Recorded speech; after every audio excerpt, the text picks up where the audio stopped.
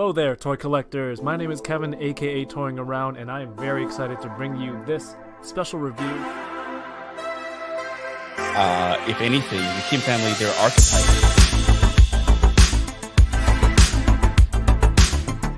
Which is sad, but not always a bad thing. I'm okay. I have one. Do you see all the names? Let's try them. Let's still try.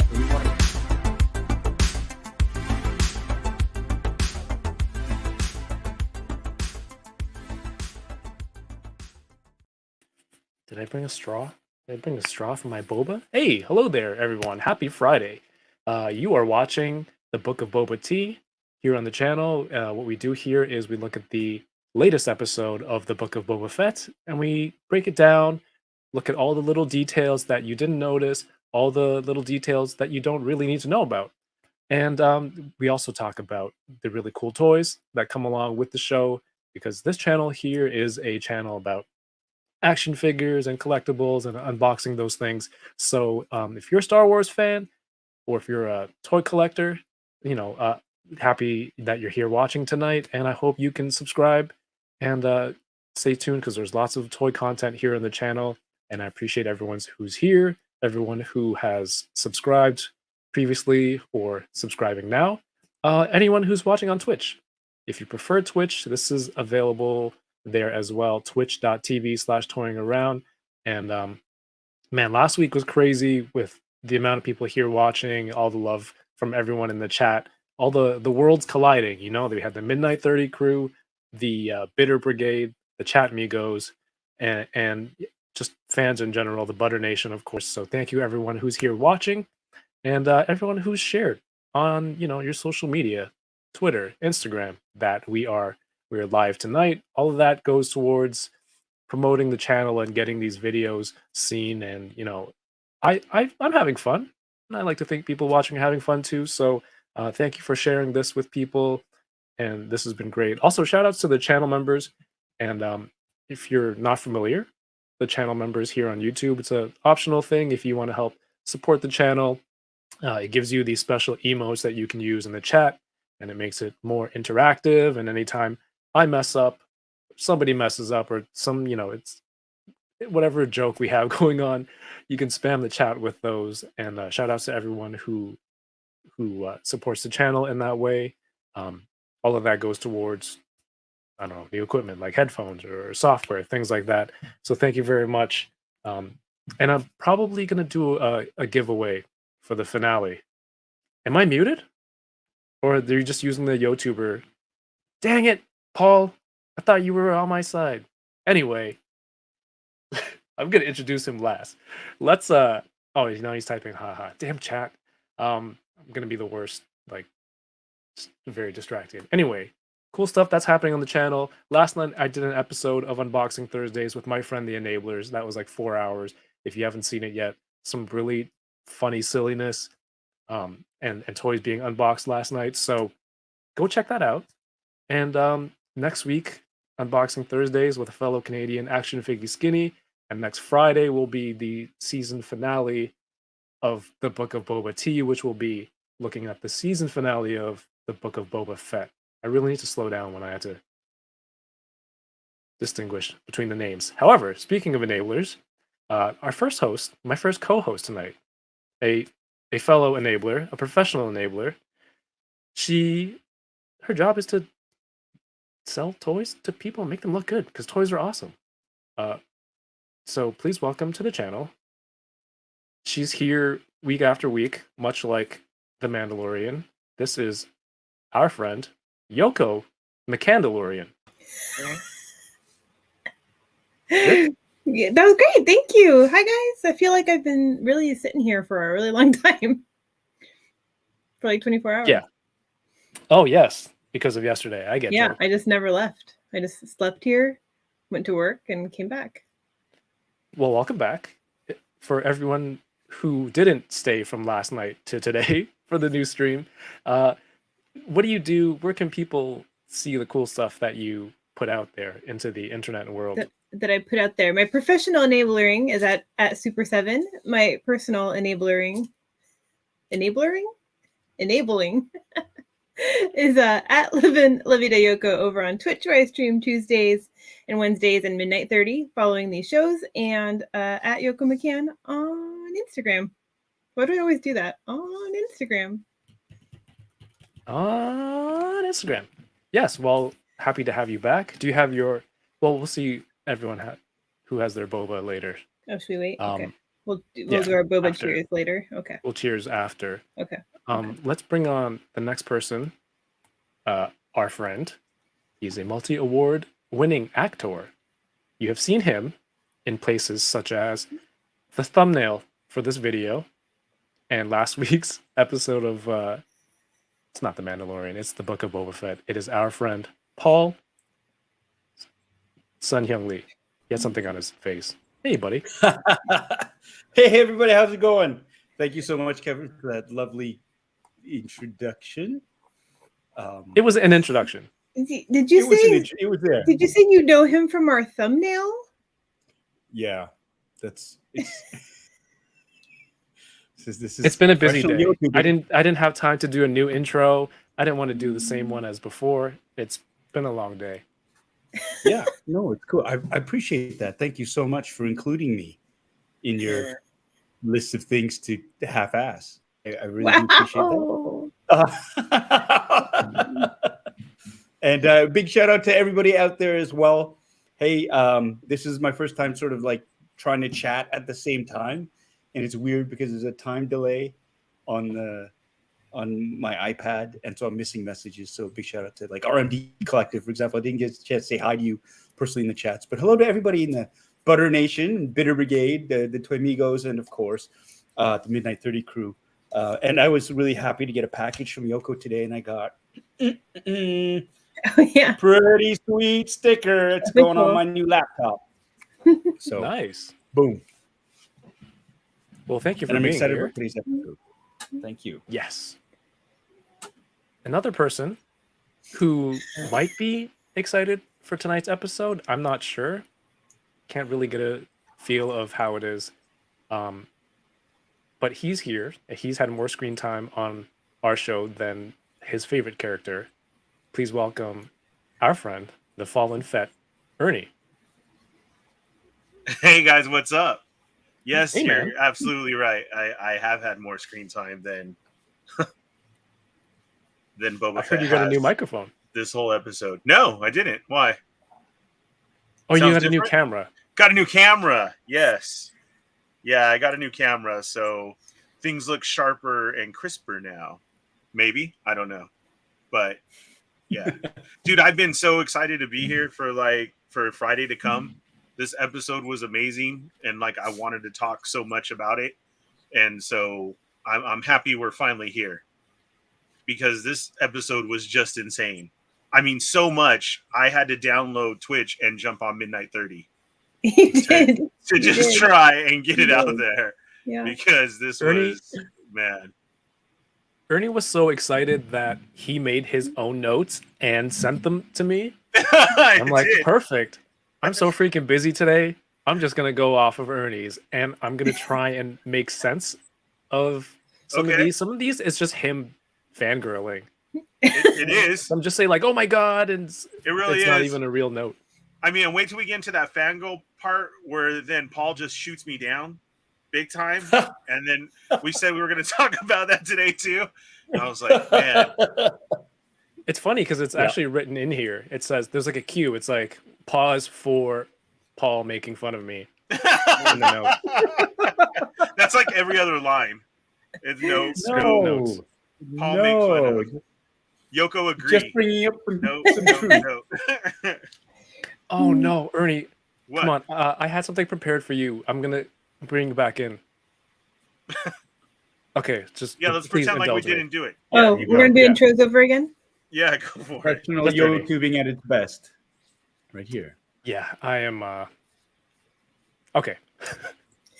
Our next co-host, his favorite character is the titular character from this show. He refers to himself as the Fallen Fett. Here's his new theme song. I keep on falling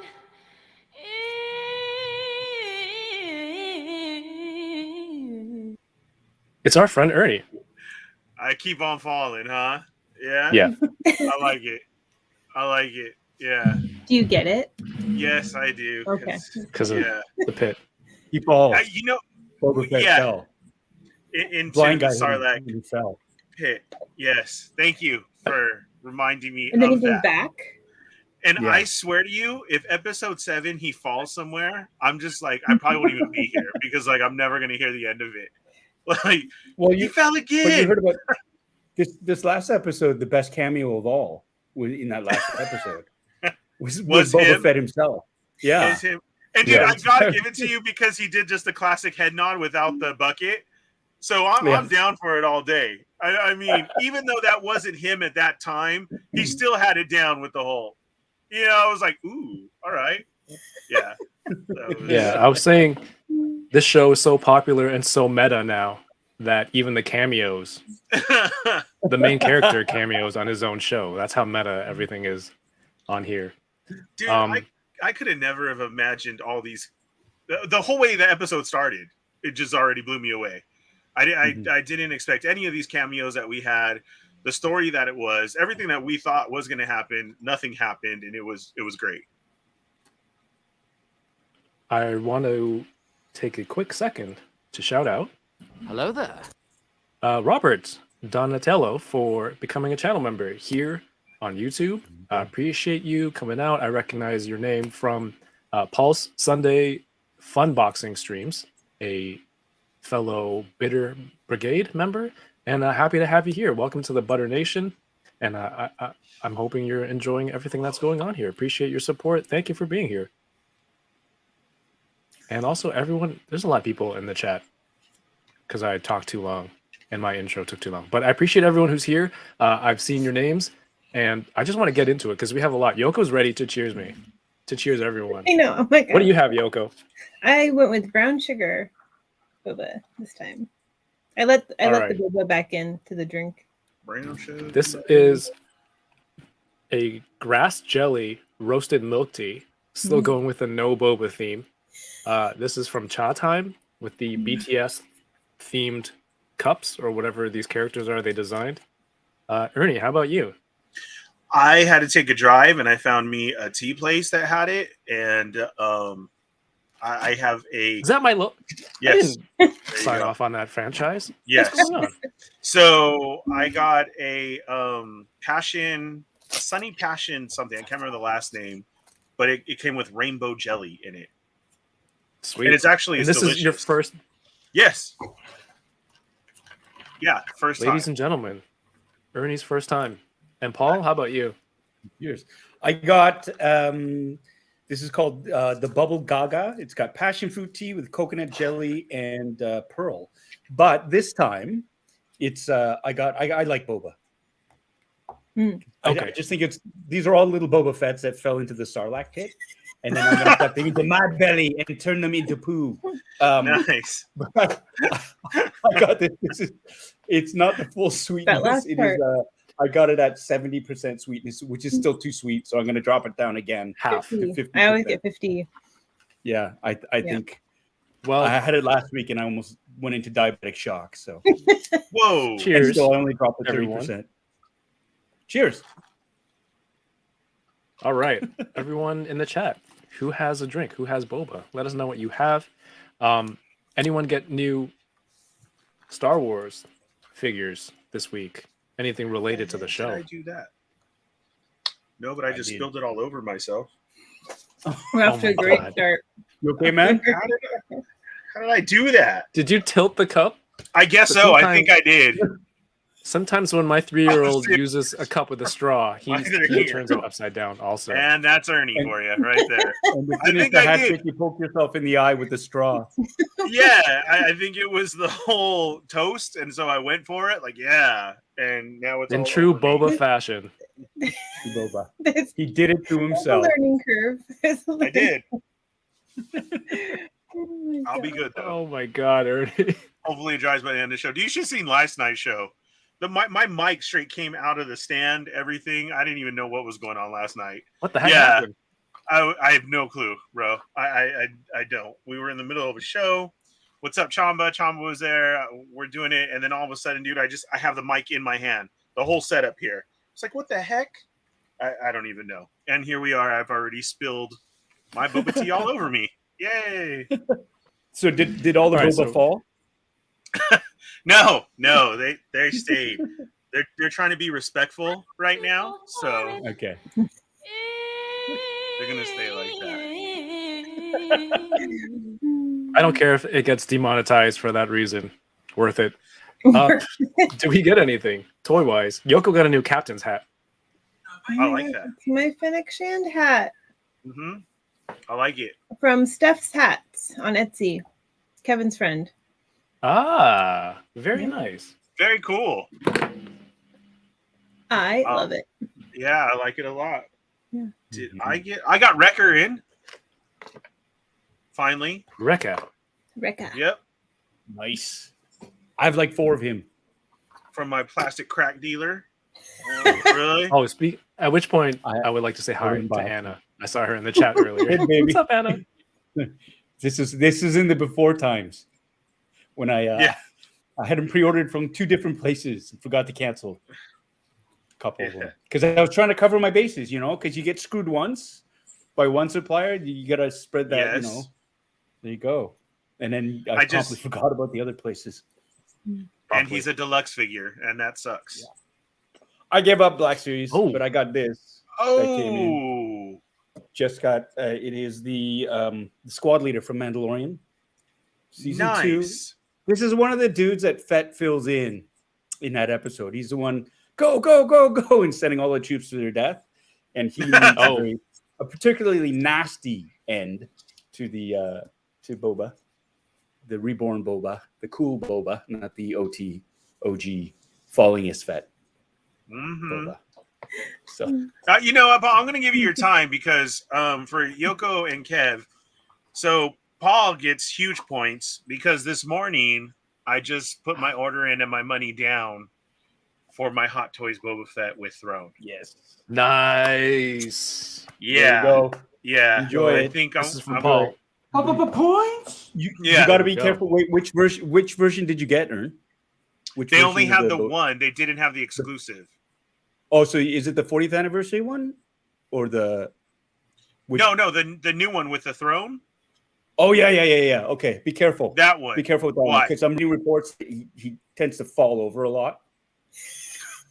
Flip out of your hands, so you can make sure you got a good grip on him. Make sure he's sitting down the whole time so he doesn't fall over. Yeah. Okay. Yeah. All right. Hold him like he's riding a bantha, like a bantha. Like a bantha. Yeah. Like a bantha. That's it. All right, I will. Speaking of, how is little Boba Fett? Oh, little Boba's good. He's over there. I had a technical. There's something glitched out. For last some fun. Little Boba's over here. I should reach over here and get him. Come on, Boba. Yes. Week. Sorry, Kev. I had to say hi to my favorite little Boba. I did not see that coming, Paul. Well played. I'm right here. You got us all. Yeah. Oh shoot! What's wrong with this Hot Toy? Me too. What a master of comedy right here. Yeah, you should really get into acting. I'm a master of trolling. You got a real knack for this. That's what I do. Little Boba in the house. Oh! Whoa! Whoa! Okay, Aaron S. Look, now he's posable. Screen accurate. There you go. Oh, you know what? It's all this show's amazing. That's all I have to say. You love it here, Ernie. Aaron S. also apparently loves it here. Like, look at that segue, perfect. Also became a channel member here. Thank you for being here. Hope you enjoy the show. One or the other. The what? Thanks, Yoko. That's great. Great input. Okay, so Ernie put that pre-order in. Yes. And Paul, you're going to be unboxing that Sunday? Yep. And I also got a Captain Rex in as well. Oh. But I can do a twofer because I'm actually heading back to Toronto Monday night. There's a brief break in shooting, and I'm heading home to see my family. So that'll be the last sort of unboxing Sunday for a week. And nice. Yeah. Oh, that's nice. You get to go back home. Yeah. You get to leave your stuff. Do you get to leave your stuff there? I'm gonna bring some of my loot back home with me, Yeah. and then come back with empty suitcases to bring the rest of the stuff later on. Smart. But I think what he yeah, really no. means is he's out of space in the new place already, and he needs to bring it home. So I would he- recommend taking home that arc reactor so you don't blow up your room. So Right. just in case. Yoko, you got a new lamp. I did get a new lamp. She loves How lamp. How the heck do you know Ooh. that she got a? Oh, yeah. You guys were I know talking you about don't watch sabers the last show. night, and I had to jump in. Yeah, I didn't know that she mentioned that one. it's a lamp. Very, very appropriate for what's going on in this show. Here, we'll leave Yeah. it. You Here. love lamp. I should turn. Here, I want to turn my lights off and sit in the dark. That's more fun. All right, well, I showed the Fennec Shan last week, and I opened it last night on Unboxing Thursday. She looks awesome, She looks really good. if it'll focus. All right, that's Black Series. I know a lot of people are out, but this is the most accessible Fennec Shan right now, and it does She look looks good. like we have the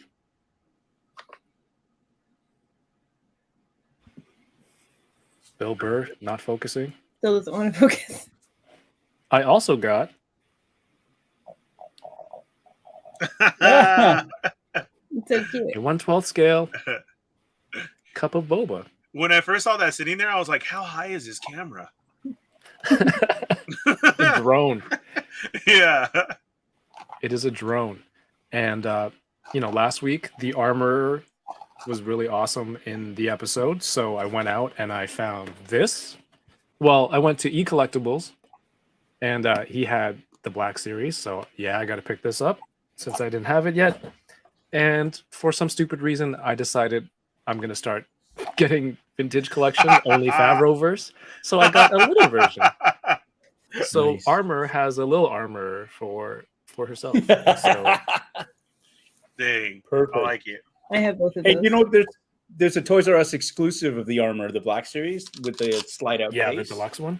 Oh, that's Yeah. the armor I have. Yeah, I don't know I what forgot about that one. is I've got extra that one with too. Sweet. It's the box. Well, it is. That's the it. box. I think it's just It's the same box box. as Trapper Wolf. Like- That same Yeah, like the Filoni layout, one. right? Yeah, it was Yeah, a con yeah, that's exclusive, and that one has fur. The other ones don't have fur.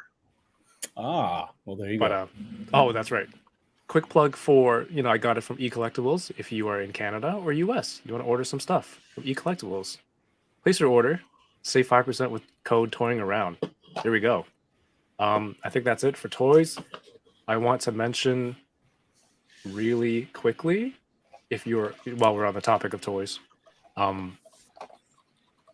this 3D modeler, his name is Landspeeder Luke, makes awesome models. Beautiful. Look at this stuff. He's really quick too. Like a week or two after a new episode, something new comes out, he'll have a model on his Patreon. So if you're into this kind of stuff, go check out Landspeeder Luke on Instagram, on Patreon. If you're not into 3D printing, but you're into, displays for your figures, that kind of stuff, I am printing and selling some of these on my website soon, toyingaround.ca.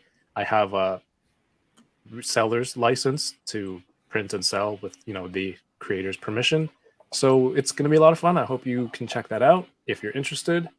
And more toy stuff. We're doing a photo challenge this month with the enablers. The theme, the reason I'm talking about it now is it's Boba Fett or Mandalorian, Favreauverse, all that stuff. I'm not going to be picky, but we're going to start there. So if you want to post a photo on Instagram with your action figures or something, creating a scene, a statue, a pop toy, and put hashtag enabler_falling. So we will see the photos. And that is the hashtag for this month. I'm not going to use a hashtag. I'll just send you my picture. Yeah, that's disqualified. That's not how this works. Wow. All right. That is not how this works. So I ICBA is accepted as well too, right? Yes, the inbox collectors. Yes. I know Box how art. you. Thank you. Thank you.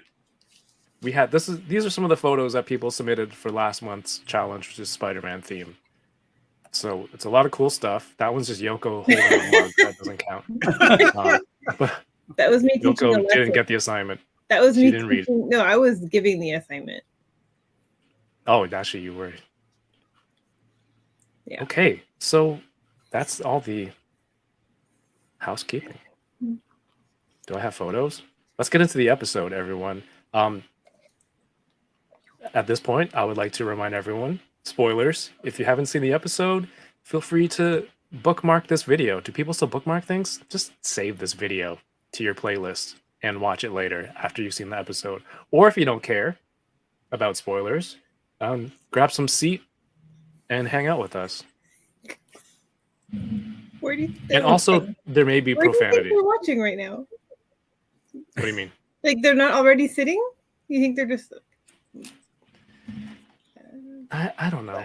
That's what You know that what, guy Yoko? says. Because 80% of the time when Kev says he's watching something, he's doing something. He's doing Yeah. dishes, picking up after the kids, and like that. Yeah, I'm either He's doing on the dishes bike. on the Yeah. bike or on the can. But that counts as okay, that's too much information. Dump 30. Here we go. Dump 30 pounds of boba. Wow. Sorry. All right. Man. Oh, Paul. I You- pray to this Filoni is that perfect. 7 is just going to blow everybody away. All right, let's do this. Kenny C3 says he's cleaning up. There you go. Don't feel Okay. obligated to sit. You can enjoy this. All right. Robert says I'm standing and cooking. There Okay. you go. All right. Fair enough. There we go. Excuse me. We open on the sands of Tatooine. And these Pykes are doing a deal for some we don't really know yet. And there's some money and is it called a Camtano? Camtona? I keep forgetting. Camtono. Kemptono. Camtono. Camtono? All right. I felt like the droid at the end of the episode said it differently, which is why it threw me off. I With think he an said accent? Camtona. Doesn't matter. I pronounce a lot of things but wrongs. We get to see the return. Oh. You know why? It's because my dang Ooh, he card I read hear good. myself. Ah! I did Professional. Oh wait, there's nothing wrong How's there. that Google search? That was Yeah. my research It's screen. finest. Screen cap. Don't show your search. That was my science folder. I don't want to see it. Okay, is this good? We Nothing can all hear changed. you still. Your Yeah, voice quality to us has not changed. What happened? Yeah, because sometimes my robot voice turns on and I don't know, and I'll talk for like 10 minutes. In And your then head. so I want to kind of hear it, Yoko. but then Sometimes it does this, and I don't know, so I have to make sure I'm on the right voice. Sounds normal to me. How dare you? We see the return of fan favorite and the previously best Boba Fett we had seen on screen, Cobb Vanth.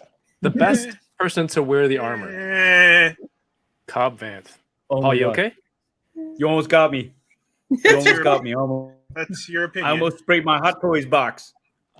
By the end of tonight, everyone will have Boba tea on their shirt. First it was Ernie. Yeah, Then you're it's, welcome. then it's Paul. Oh, I still feel bad. It's your first time having. Do you like your drink, Ernie? Yeah, I do.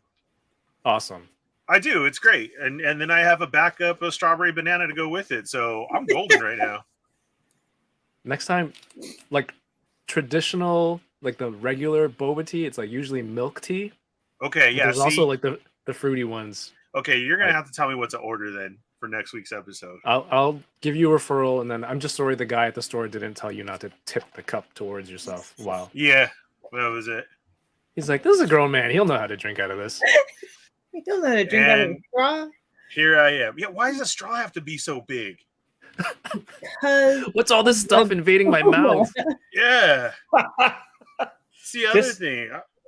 Think of yourself as the Sarlacc, and as you're sucking up all the little bobas, you Uh-huh. need space for Oh. you know, because when the blind guy hits the boba and he goes up the straw, he's got to be able Yeah. to fit. So there you go. Okay. I'll make sure to ask for mine with no blind guy next time then. No blind guys. Yeah. Give What me would you heavy. wear? Give me heavy boba, no blind guy. That's my next order. And also, we can get less Mm. ice here because it's freaking freezing here in Toronto. I can get no ice, and the drink will still be chill by the time I get home. All right, back to drinks. I mean, back to the show. My God. YouTuber, yeah, go ahead, spam those emotes. I don't care. I've earned it. Butter Baron, are you using Cacao Talk or something? No. Is that which chat is that one? It says Dragon Eyes 69. All right, anyway, the return of the previously best person to wear the Boba Fett armor, Cobb Vanth, from season 2, and he's, I mean, I don't know if everyone has seen Deadwood. Some people have seen Deadwood. Yoko, Paul, Ernie, have you? No, I know of it though. Yeah, right. I'm with Paul. Same thing. This guy is just made for this spot though. He does amazing. The stance, everything. The stance, how he delivers those lines, the choice. It's like straight out of something, a timepiece like Deadwood, right? It's not like you and me talking modern day or some of the other characters in the show, and he just kills it. And you know, he's like, "Hey man, I'm the marshal. You see these stripes on this belt?" I'm like, "This guy's a badass. He's so good at this." And just everything, the way he's talking to the Pykes, he's like, "You know what? I'm just gonna chalk it up as you don't know how to read a map," and all this stuff, giving the benefit of the doubt. And it's just a beautiful scene. Where's my cursor? What's up, DK? DK's in the chat. Yeah. Don't worry, you missed nothing. We're just starting. This is where we get rolling. This is my question about this scene. And I love this scene. I thought it was great for all, but stepping away from it. So the Pykes have spice. The other Pykes have a Camtono full of credits. Right. Who are they dealing to? Aren't they all on the same side? That's what I always Man, get. I love Like, you, who's- Paul, if it because that was Pykes my in same another thing. group? Yeah, I get it. It's like if I don't know. But this is like, so it's like a group of gangsters dealing to another group of gangsters on the same side. Like, I'm trying to figure this out and why they would pick. I mean, obviously they pick Mos Pelagos because it's in the middle of nowhere. I mean, that's the thing. Some of the, like, I was just trying to figure out why. Just why. Unless you're planning on dealing this spice to the townsfolk. I think what it was that they picked up the money and they were supposed to leave the spice. I see. I think That's weird. But I who think they all were showed up dealing with together. bikers or something.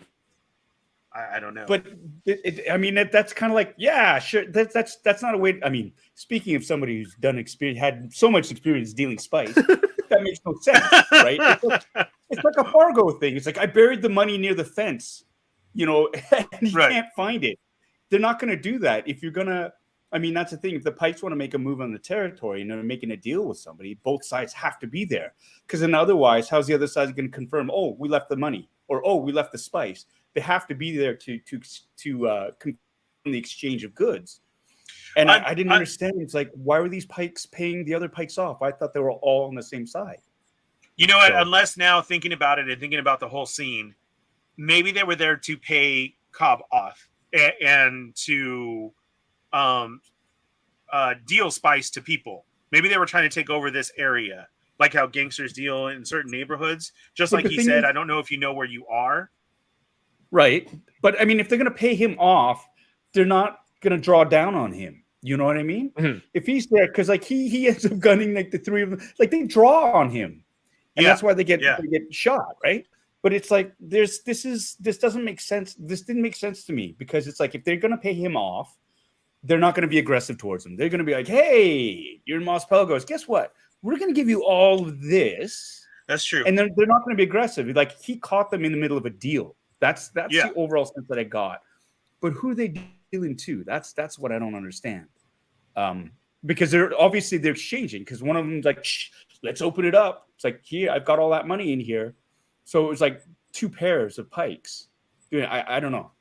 I feel like I missed something. Yoko, in your experience as a drug dealer, what do you think is happening here? I'm going to be honest. I don't even remember that this is how the episode started with everything else that happens. Nice. I mean, That's how good the episode was. 'Cause Right? this is an awesome scene. It's a very awesome scene. So Yeah. I had no thoughts about this spice exchange. Yoko right now is like, are they messing with me? Are they Yeah. messing with me? Because I'm I like, don't you don't want to remember. talk about like Cad freaking Bane instead? Should we do the next episode get from the there. end and go backwards? Yeah. It's like, hey, We'll get class, we're there. going from Z to A today. I'm like, yes. Yeah. Wongs. My friend Jason says maybe they were waiting for somebody else. Maybe they were together and But waiting then for why were another they- party. But they opened up the Camtono. It's Mhm. like, Yeah, oh, that's you know, true. well, we're waiting for Wouldn't something. you know what's Let's in look there? at the money while we're out in the open. It's like you don't do that. You just Right. They know it's there, it's prepped, it's ready, and they keep it hidden so that somebody can't, you know, pick them off. type I thing. still don't It's even just like- flash it's money like- when I go to Disneyland. Well, that's what I mean. It's a great. I still have scene. some of It my is a great sock. scene. Yeah. Oh, stock money. That's awesome. Yeah. Ernie. Well, sorry, Jason. Your theory was shot down by Paul. Not the best theorist, but a great artist. My friend Jason. Please go check him out on Instagram. Jason Lapidus art. Like, look at these Mandalorian corner box style illustrations and Boba Fett, all the different colorways. You can get prints. You can get some awesome artwork. I have some here everywhere in my basement. Please go check out Jason. But yes, sorry, your theory was shot down, buddy. I also have some beautiful work from Jason. Oh, your shower bucky. Yes. Who said? I think it was Anna said, "Leave this. Take the spice. Leave the cannoli."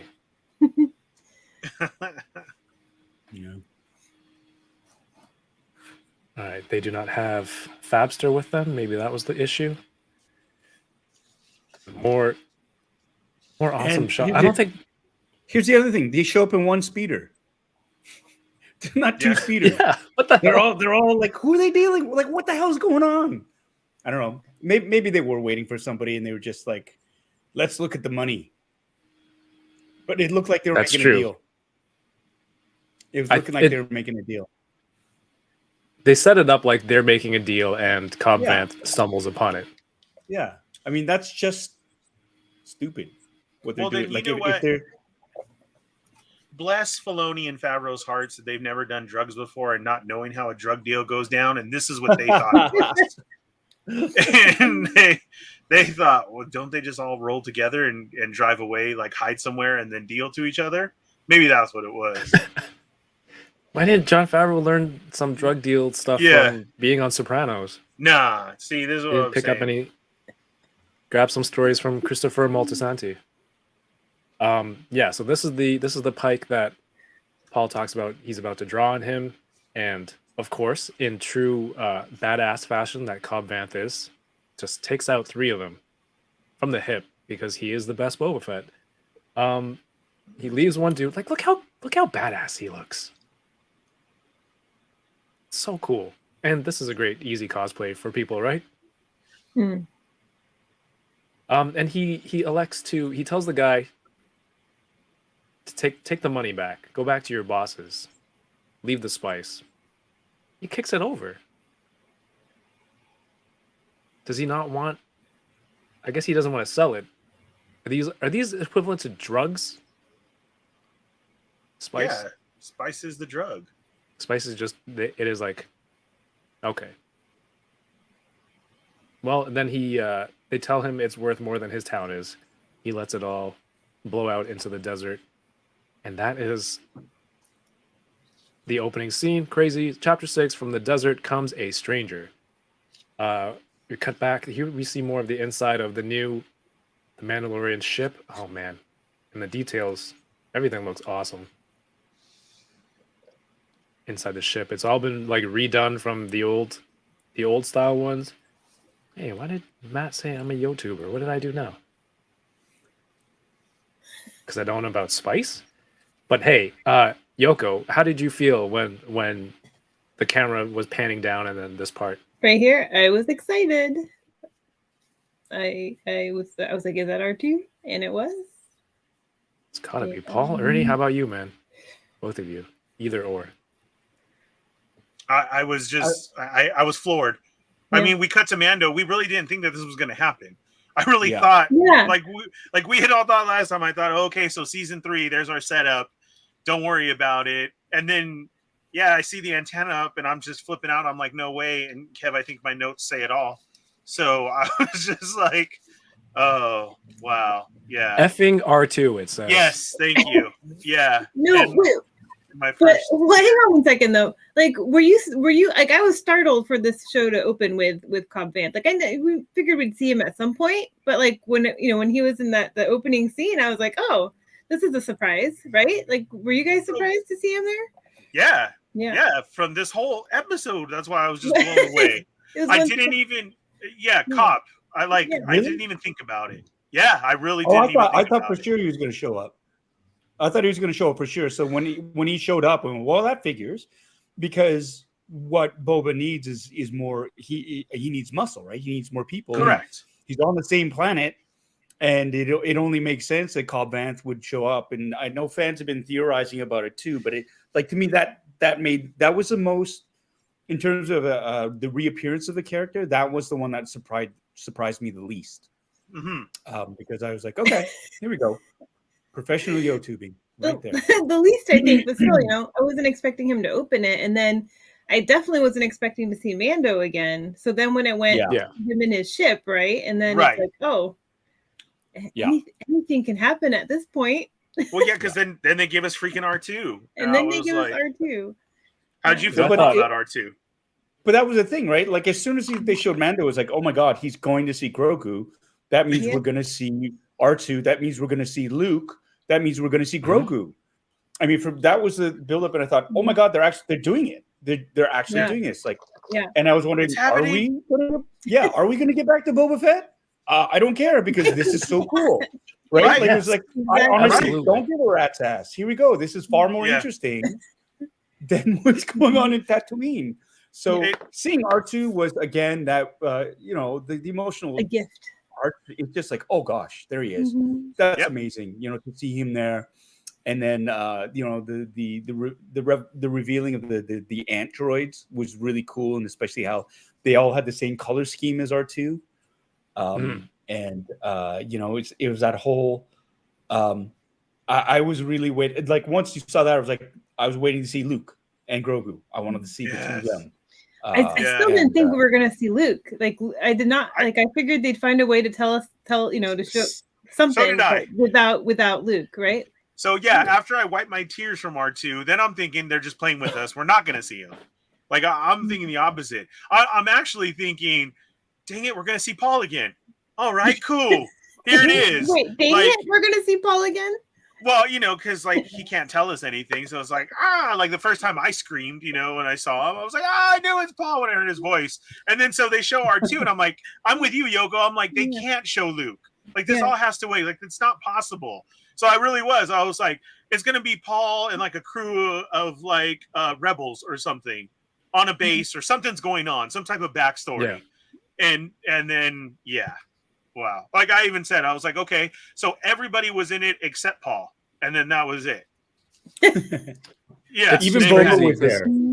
Yeah. Boba had more screen time than I did on this episode. On this one. Yeah. It's because you were talking so much smack to Lil Boba last week. But I'm sure halfway Filoni was like, I'm going to recut this episode. Yeah.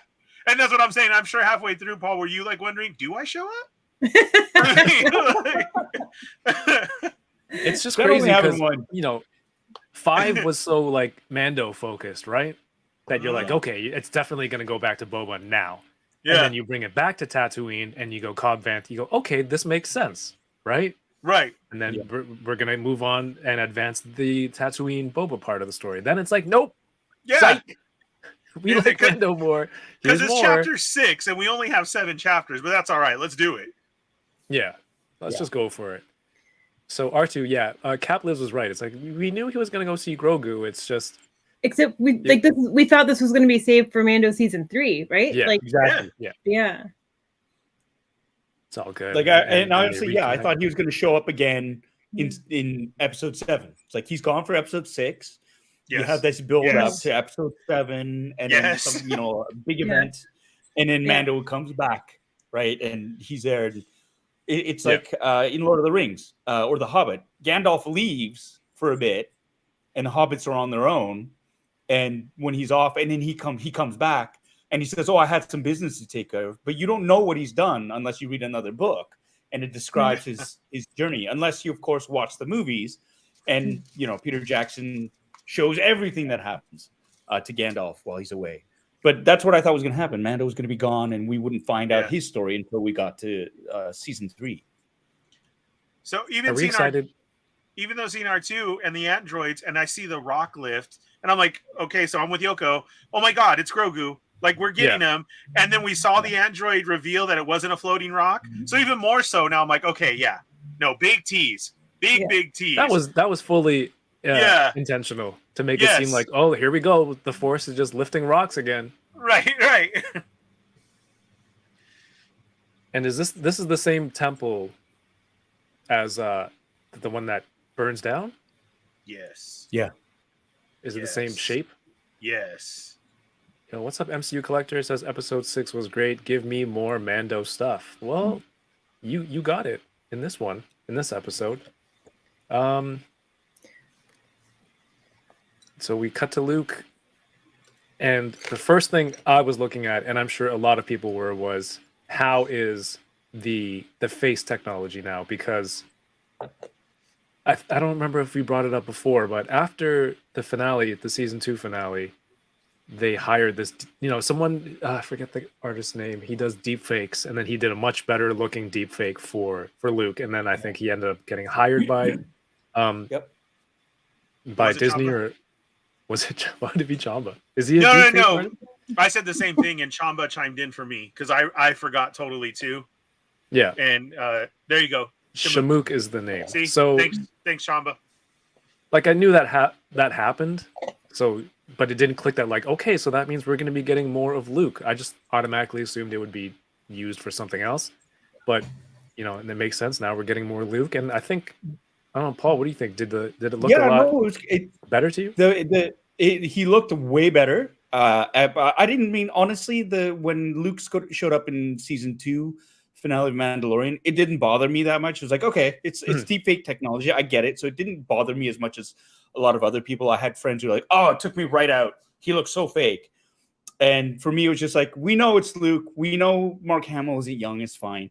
But seeing this, I mean, it is so much better than season 2 of Mandalorian. But it's still not perfect because syncing up I thought the voice sounded closer as well. It didn't sound as stilted, but there's still a little choppiness to it. Obviously, they haven't perfected that yet. And the lip syncing was a bit off, it seemed at certain times. Like, there's certain things that are harder to sync up. But I thought, I mean, the dialogue just sounded, the way his voice sounded, if you compare it to the end of Mando season 2 to this, I mean, obviously he says a lot more in this episode. And it sounded more like young Luke. It's like, all right, come on, let's go. Like, those little phrases I thought were spot on. But yeah, I mean, overall, huge steps forward. And it's not going to be long before they can do this even more, right? And get more dialed in on that. And soon we'll have whoever you want in the movies. I'm wondering if is this the Max person that's standing in at this part? It's not Mark Max. Hamill's credit. Oh, this is not Max? It's not Max. I actually looked this up because I wanted to know, and I wanted to bug Max because he didn't tell me because when we worked on it. The performance, it's broken up into two physical entities. The performance artist Jedi was Graham Hamilton, and it was a stunt double Jedi played by Scott Lang. So it wasn't Max again, but they did have other body doubles to do on it. The Ant-Man, Scott Lang. Yeah, Ant-Man. But, so I'm wondering, like, I think Mark Hamill is credited at the end of the episode. I'm like, and they did his voice stuff. They did use his voice for it. So it just goes to show how much it takes to recreate a character on these shows, and from that to like anybody who's wearing a helmet, basically. I mean, the Mandalorian himself, Boba Fett. There are stunt doubles and body doubles who do a lot of the heavy lifting with the helmet on, with the armor on, and the more well-known stars get the credit for it. and they Right. go in and do ADR and voice work and stuff like that. But let's not discount all the performance artists who are involved in bringing these characters to life, and I think they deserve to be applauded. Absolutely. Thank you for naming them and giving them a little bit of shine on our little show.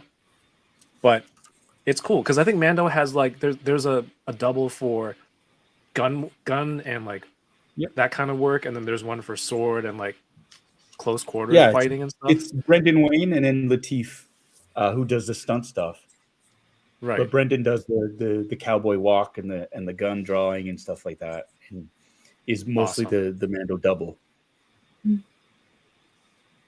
All right. So, I mean, this is what everyone wanted to see from the end of last season, right? We wanted to see them training.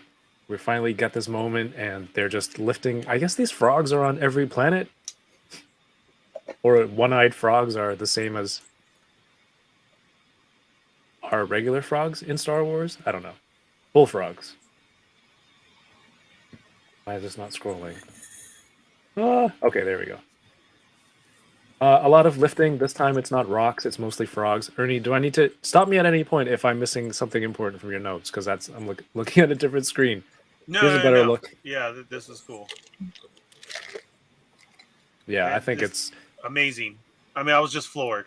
I couldn't believe it. I too never had a problem with the old one because even at that point, it was freaking insane as you're watching it. So I never studied it like that.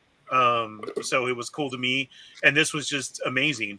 I mean, Rogue One blew me away with Grand Moff Tarkin. That's like, where this kind of all started, and then now we roll into this, and it's unbelievable how much screen time we have of Luke, and it's amazing. Like, you cannot tell past me that young Luke Skywalker will be in shows to come. Like, don't worry about it. You know what I mean? And here we are, just. It's amazing. I thought, it was insane, and we get to see again everything that we speculated like could happen. We're now watching it, which was so cool. I mean, he's teaching Force stuff to Grogu, and then to top it off, then brings up Yoda. Like, what? Yeah. I want to give a quick shout out. Welcome to the stream over on Twitch. Here we have a raid from Biz SNES. Do I pronounce it like that, or just business? Business. Business, but also SNES. Gaming. That's what my brain went to. Welcome to the channel. We are talking about the Book of Boba Fett, the most recent episode, episode 6. So first off, like Yoko said, spoiler warning if you haven't seen it yet. But thank you for tuning in. We're here talking about the episode with my friend Yoko, Ernie, and Paul. And normally on the channel, I just unbox action figures and chat with some friends, but sometimes we get to talk about these awesome shows and any of the cool merch and toys that we might get with it. So happy to have you stick around and join the conversation. Let us know what you think about this episode if you've seen it already, and just come hang out, and we're going to talk about this new CGI deepfake Luke. Paul, I'm with you, man. At the end of season 2, I thought it looked fine. The CGI looked fine. But then it's like when someone does the side-by-side, I'm like, okay, that one does look a little bit better. So once you have that, then it's like, okay, well, now this is the new standard. We're gonna go with that. Let's hope we get that. Why did I screen it this way? This one. Is that your awesome. your lock screen photo? I was just gonna say that. That's gonna be Kev's lock Forget screen the picture right of now. my kids. I'm gonna use deepfake Luke. Sorry, kids. You'll learn about Star Wars one day. Told you it was good. Who doesn't want to watch it now? I'm going to put Luke as my lock screen. He almost looks a little too young. I feel like they de-aged him a bit too much because he looks like in Jedi, he just looked older. Like that looks a bit too young. I get what you're just by a year to do a side-by-side shot of Mark Hamill in Return of the Jedi versus this. And he just looks a little too young in this picture. Well, he's maybe it's a store-bought haircut. But he's less stressed. Maybe he's had some better sleep. He's got a lot of weight some moisturizer off his shoulders. Yeah. He looks too damn good. I think that's what it is. Right? No wonder it's his lock screen. Look at that. Look at that skin. Look at it. Yeah, you're right. Every time I go unlock my phone, I see this photo. I'm like, damn, what was I doing again? He looks so good. Right. He looks so good. You ever do that? You go to Instagram, you're like, I gotta go message somebody. So I go to search, and before I can even type the name of the person I'm looking up, I just get distracted by all the whatever's in that feed. And it's just like 20 minutes later, I'm like, oh, wait, I was supposed to do something. Yeah. I'm late messaging my friend. Yeah, that's what's going to happen with that Luke lock screen. A lot of cool stuff here. Just very simple, lifting frogs, a lot of like motions on Grogu's face. It's a little for the audience. No, he's peeking out of one eye and just being a kid and Yeah. Then he had that one Being- like super delighted face. That was cute. Yes. That's not the screenshot you got. It- There's parallels here too. I mean, like kind of, the lifting of the X-wing to him is look at all these frogs. Like it's kind of, to show him, look what you can do. You were trying to get one, but you can have a whole buffet of frogs. No, the buffet. Yeah, that's a straight. That's all. Look at his face over there. That's all he's thinking of. I've known that look. When they're handing me my 20-piece nugs through the window, that's the exact same look I'm giving. My hands out like that too. Like, give it to me. Bring it. Yeah. Bring it now. float them into my mouth. Yes. I love the choice of the setting because Star Wars heavily influenced by westerns and I guess samurai kind of stories. So this kind of bamboo looking forest, I thought was very reminiscent of that theme. Crouching Tiger, Hidden Dragon. That's the thing that's what hit me. That bamboo. Oh, when he climbs up. Especially when he climbs up too. Especially But climbing even it. Yep. Even this is very reminiscent. Just the green and like there's that beautiful shot looking up through the bamboo into the shining sun. And for me, that was just the first image that came to me was like, oh yeah, Crouching Tiger, Hidden Dragon. Yeah. Just a magical scene. I like that he's like, you're walking too slow. I'm just gonna give you a little force nudge. I wish I could do that in real life. Yeah. God, that was great. Like my kids don't want to walk through IKEA. I'm like, let's just force pull you through. One's tantruming, like rolling around on the floor. I'm like, I'm one of those parents that I normally judge all the time. Handles it much better than a kid's leash, right? You just get them with the force one. There you go. Mike says, I wonder if there are space pandas, if there's space bamboo. That'd be like a bounty hunter space panda? Yes. That would be cool. And this part is insane. This is probably my favorite part of the episode. He's just like, let me show you some of your memories. Because remember when we first learn about his name from Ahsoka in season 2, and she's like, oh, he knows he's from the temple, but a lot of his memories are blocked out. So Luke does some Jedi telepathy, some Professor X stuff here. Yeah. Right? Oh, look at the little guy. And you kind of get the same effect of when Anakin had the Force. What's a Force dream? Force vision? Force vision? Force vision, yeah. Of when he went back to see his mom on Tatooine. So it's kind of that same effect. You see Grogu. I guess he's kind of the same size. It's hard to tell. Well, yeah, I guess he's the same size. He's very slow at growing. But this is, flashback to Order 66, which is awesome. And there's 3 Jedi. I didn't recognize any of them. Did you guys recognize anyone? Yoko? Paul? Ernie? No, but like when the lightsaber rolls away, like they zoom in on it. Like I was wondering if I should recognize that lightsaber. Mm-hmm. Correct. So I was just going to wait for somebody else to tell me whose it was.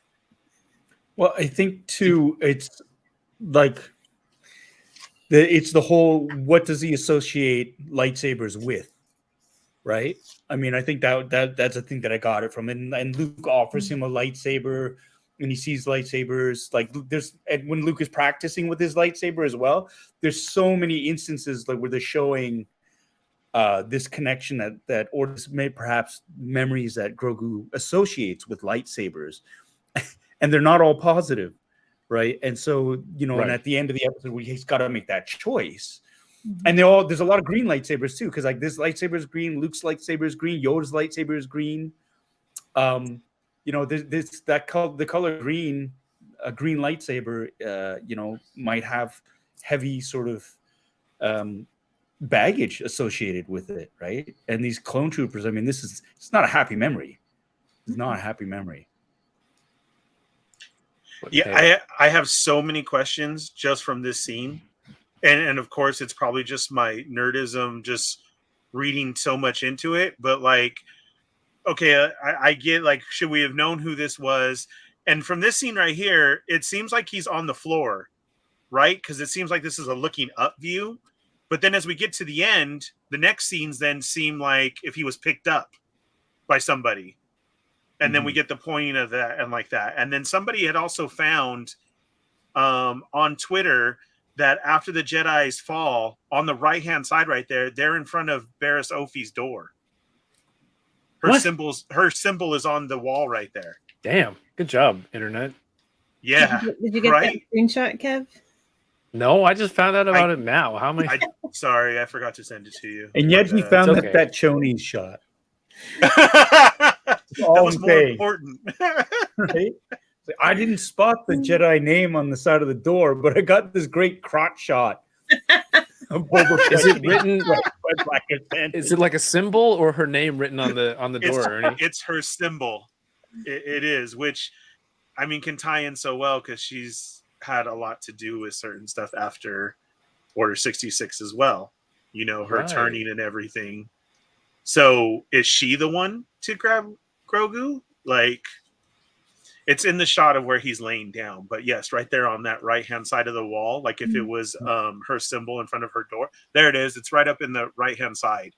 Okay, he is on the ground, right? Look at this perspective. See? Right. That's what I'm saying. No, but there's something, if you look down, there's under him? some sort of, yeah, like right there. See where the legs are sticking up? There's some sort of segmented thing. Like it's almost like he's in a basket or he's in something. Oh, here's the other theory. You guys want a really cool theory? R2D2. Now that Paul said that, yes, R2. That he hid inside R2. Or inside R2D2. Because the timeline matches up and R2 was there. R2 is the true hero of the Star Wars saga. Sorry, Paul. R2 is tying it together. Isn't that freaking insane? Insane. No, because then when Paul gets his own series, that's where we find out this whole time that R2 was his droid. Paul was hiding inside R2 this whole time. No. Okay, yeah, so this Jedi is like face planting here with his feet up. You got this ridge on the front. It's either like the front of his bassinet or something, right? But either way, if it was with R2, all you can do is wait and find out. Yeah. But at the same time, the same way, like you don't know who the Jedi are, just try to appreciate the scene and enjoy it with something like, I need to know who this is. Because I mean, look at these clones, how good they look. Yeah. We get to see Order 66 again. That's one of the pivotal points of Star Wars lore, right? So I really thought we were going to get Hayden as Vader. I thought he was going to step through. I thought he was going to step through behind these guys. So did I. Oh my God. I was hoping. I would have probably passed out. Just screen fangirl style. I would have. Yeah. That was it. Insane. I would have. I mean, because the setup was there. But I mean, I appreciate this whole scene. Again, something I never thought we'd ever see. Like, that was insane. I love it. Someone said R2 is not ribbed. Maybe on the inside. Who knows? You know, but that's the thing. It's not. He's not. If you've ever watched, if you've seen the astromech droids, and I'm talking about the ones that you can make, the interior part of the dome is actually on like a gear, right? Like it's a Lazy Susan style. But if you look at it, so it's got those rib segments. Yeah, of the dome as it rotates. Right. So if you're looking at a droid from the inside, that actually kind of makes sense. That little rib thing, because you can't see it from the outside. And obviously, for Grogu, if the R2 thing is real, had to have been from the inside. Don't get me started. Right there. See, there it is. Who is she All to right, have her own Kevin. symbol? Yeah. Why actually? Yeah. Like the name on your door. I don't know. Yeah. Why not just write your name? I'm gotta recognize your symbol now. That's insane. I have my name on the outside of my door. So why Is not? Is it just a circle with Boba Fett falling in? Is that your symbol? Oh, jeez. No. Keep in mind, more of the memory might get unlocked. Absolutely. Oh yeah, that's what I'm saying. This is Jason. amazing. We just get a glimpse of it, and it's just a little tiny morsel, and it's so tasty, and I want more. Feed me more. These clones look incredible. 501st, baby. It's 501st Garrison. Sweet. That's amazing. That really is. And he comes out of the memory. Now they're sitting here all of a sudden. Yes, Ernie? I was just, I don't know if it's going to come out, new camera and all, but I was going to show you the symbol. Go, new camera. Yes. Yeah. Nice. That's what's outside the wall. So once you've seen it like this, Mm. and then you see it on the wall, like it's for sure. I'll be the judge of that. Okay. Okay, it is. You're correct. For sure. It's there. Hmm. Yes. What a fun All little right. Easter egg.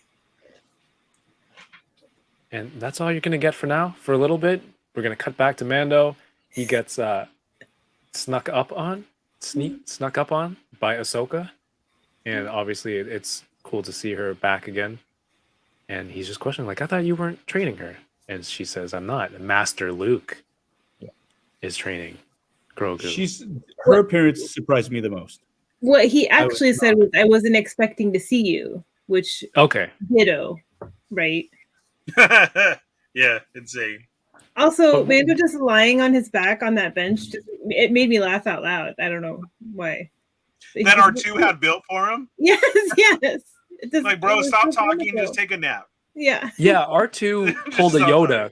You know when Luke was like asking all these questions, but Master Yoda, and Yoda just like, yo, peace, and then he died. And then Mando kept asking questions to R2. R2's like, dude, here's a bench. And then I'm just gonna power down now. Peace. Yeah. This You is should an do the ancient same. Jedi trick. But Paul, what was the surprising part for this for you? No, I just didn't think Ahsoka was going to show up. I thought, okay, he's gonna see Luke. Yeah. He's gonna see, there's Grogu, there's Luke, there's R2. They've given us so much already, right? Yeah, exactly. And then for Ahsoka to show up was like, oh my god. Okay, Yeah. good, because I had a feeling somebody else was going to show up later on, who did show up later on, and I was kind of like, waiting for that. But it was like up to this point, I thought, yeah, Yoko's right. I thought Luke, R2, and Grogu were the big sort of like unexpected cameos. So I wasn't expecting anything else to top that. And with having Ahsoka there was just like, oh my god, they're just bringing everybody back. Everybody's coming in, right? So Yeah. Even Boba gets a chance. exactly. Even Boba. Don't let anyone get a cameo this year. Yeah. It was insane, dude. I mean, at first I really thought, is he dreaming?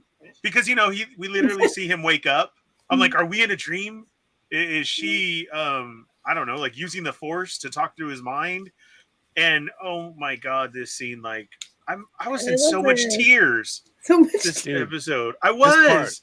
when she reaches down and pats him, and then she gives this little like laugh, this little Yes. like childish chuckle. I'm like, dude, just watching Clone Wars and everything that like they get to see each other again. We don't know if anything has happened before this, but like this is cool. Just based on what we know, this is awesome. Dude, I This is watched it so at midnight. Then the wife watched it the next day when she got home at 5:30 right after work. And I'm like trying to keep quiet the whole time. And she's on the couch, starts screaming and crying as well too. And it's just like all R2E. And I was like, oh God, don't do it. There it goes again. Yeah, that's amazing. Amazing. Then how about the line of when he said, what are you doing here? And she says, oh God. She says, I'm an old friend of the family. Oh, Yes. my heart. That was The feels, man. unbelievable. Mhm. Yeah. And all the feels for this, when they're standing there watching this temple, they're in their mind, they're like, this is gonna be something huge, it's gonna be great. Yeah. And we're like, something's gonna happen. I All know gonna something. burn down, baby. Yeah. Yeah. And again, House dude, I on want fire. baby Kylo Ren so bad. I mean, it would have been great for him to show up too, like beating on a ant droid right there. Yeah. And Just being a Ahsoka's like, punk. yeah. Ahsoka's like, Ben, I told you no. Just, that would be great, dude. Oh my god, that'd be way too much. Imagine there was a baby Kylo Ren Yeah. or Ben Solo, but they didn't give Boba a cameo this episode. Oh man.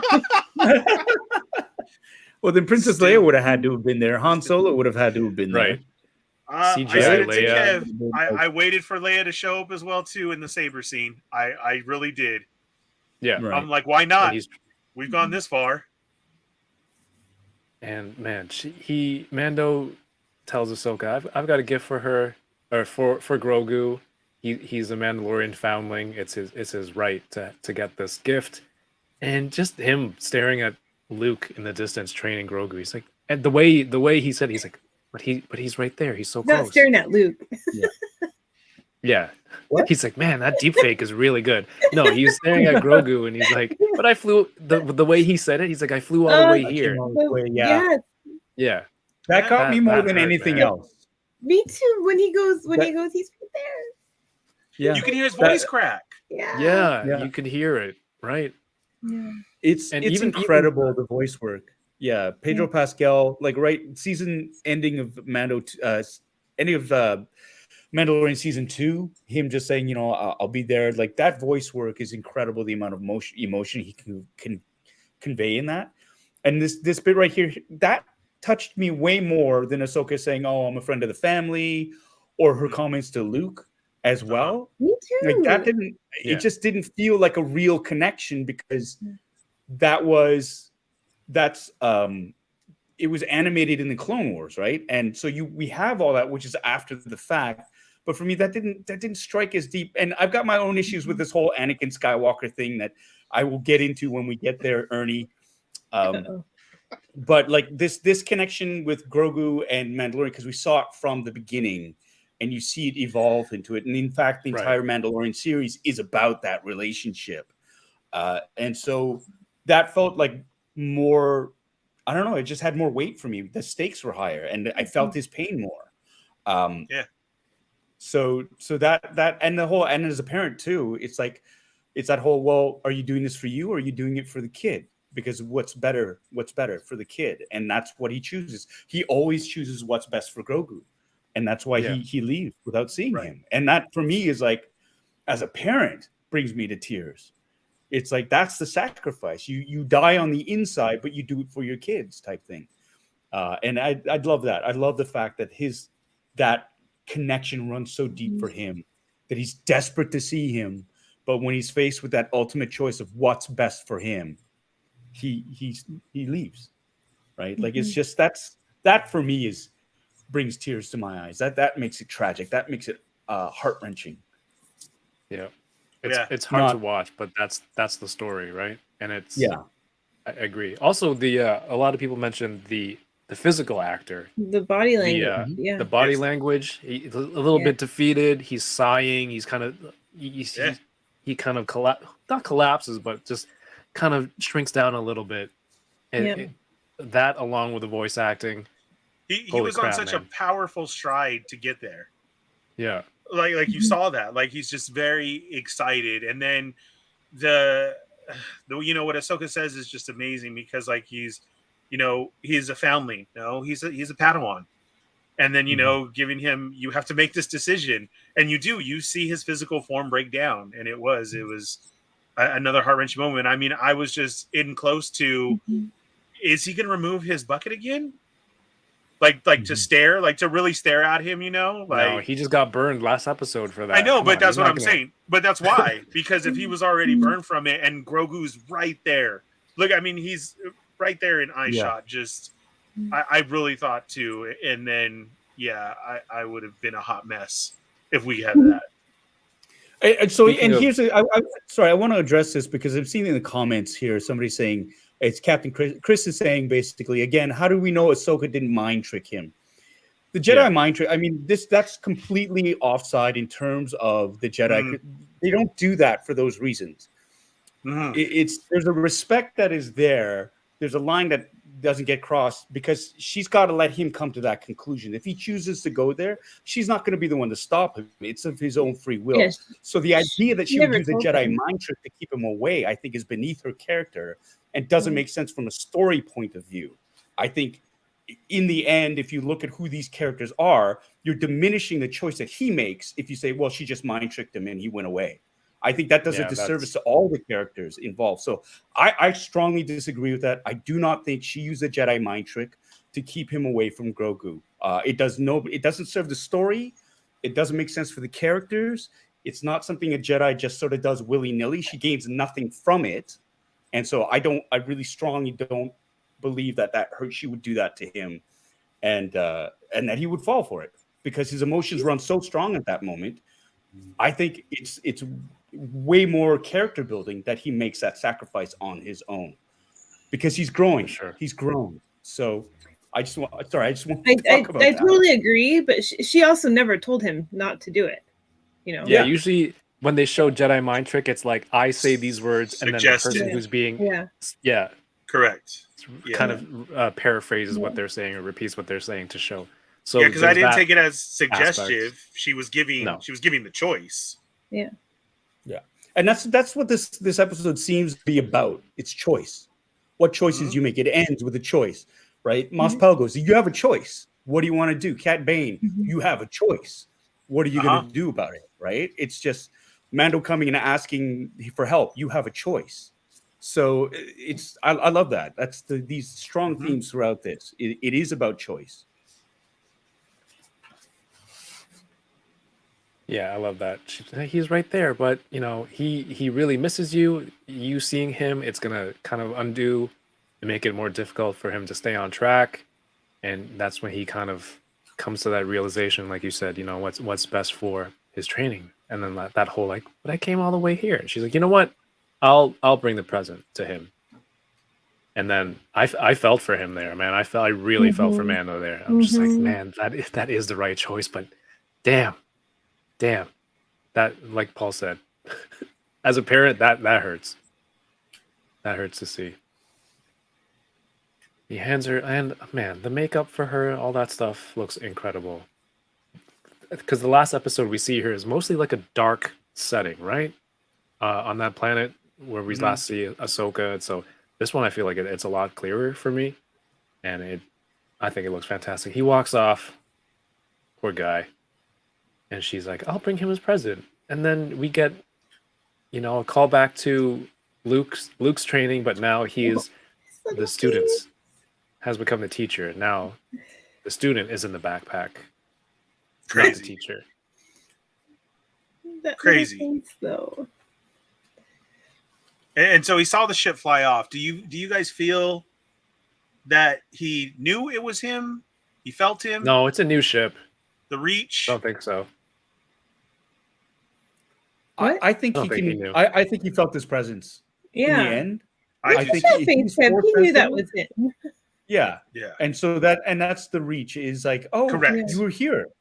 You were here. And of course, like in the end, it's like he shows him the Beskar chainmail.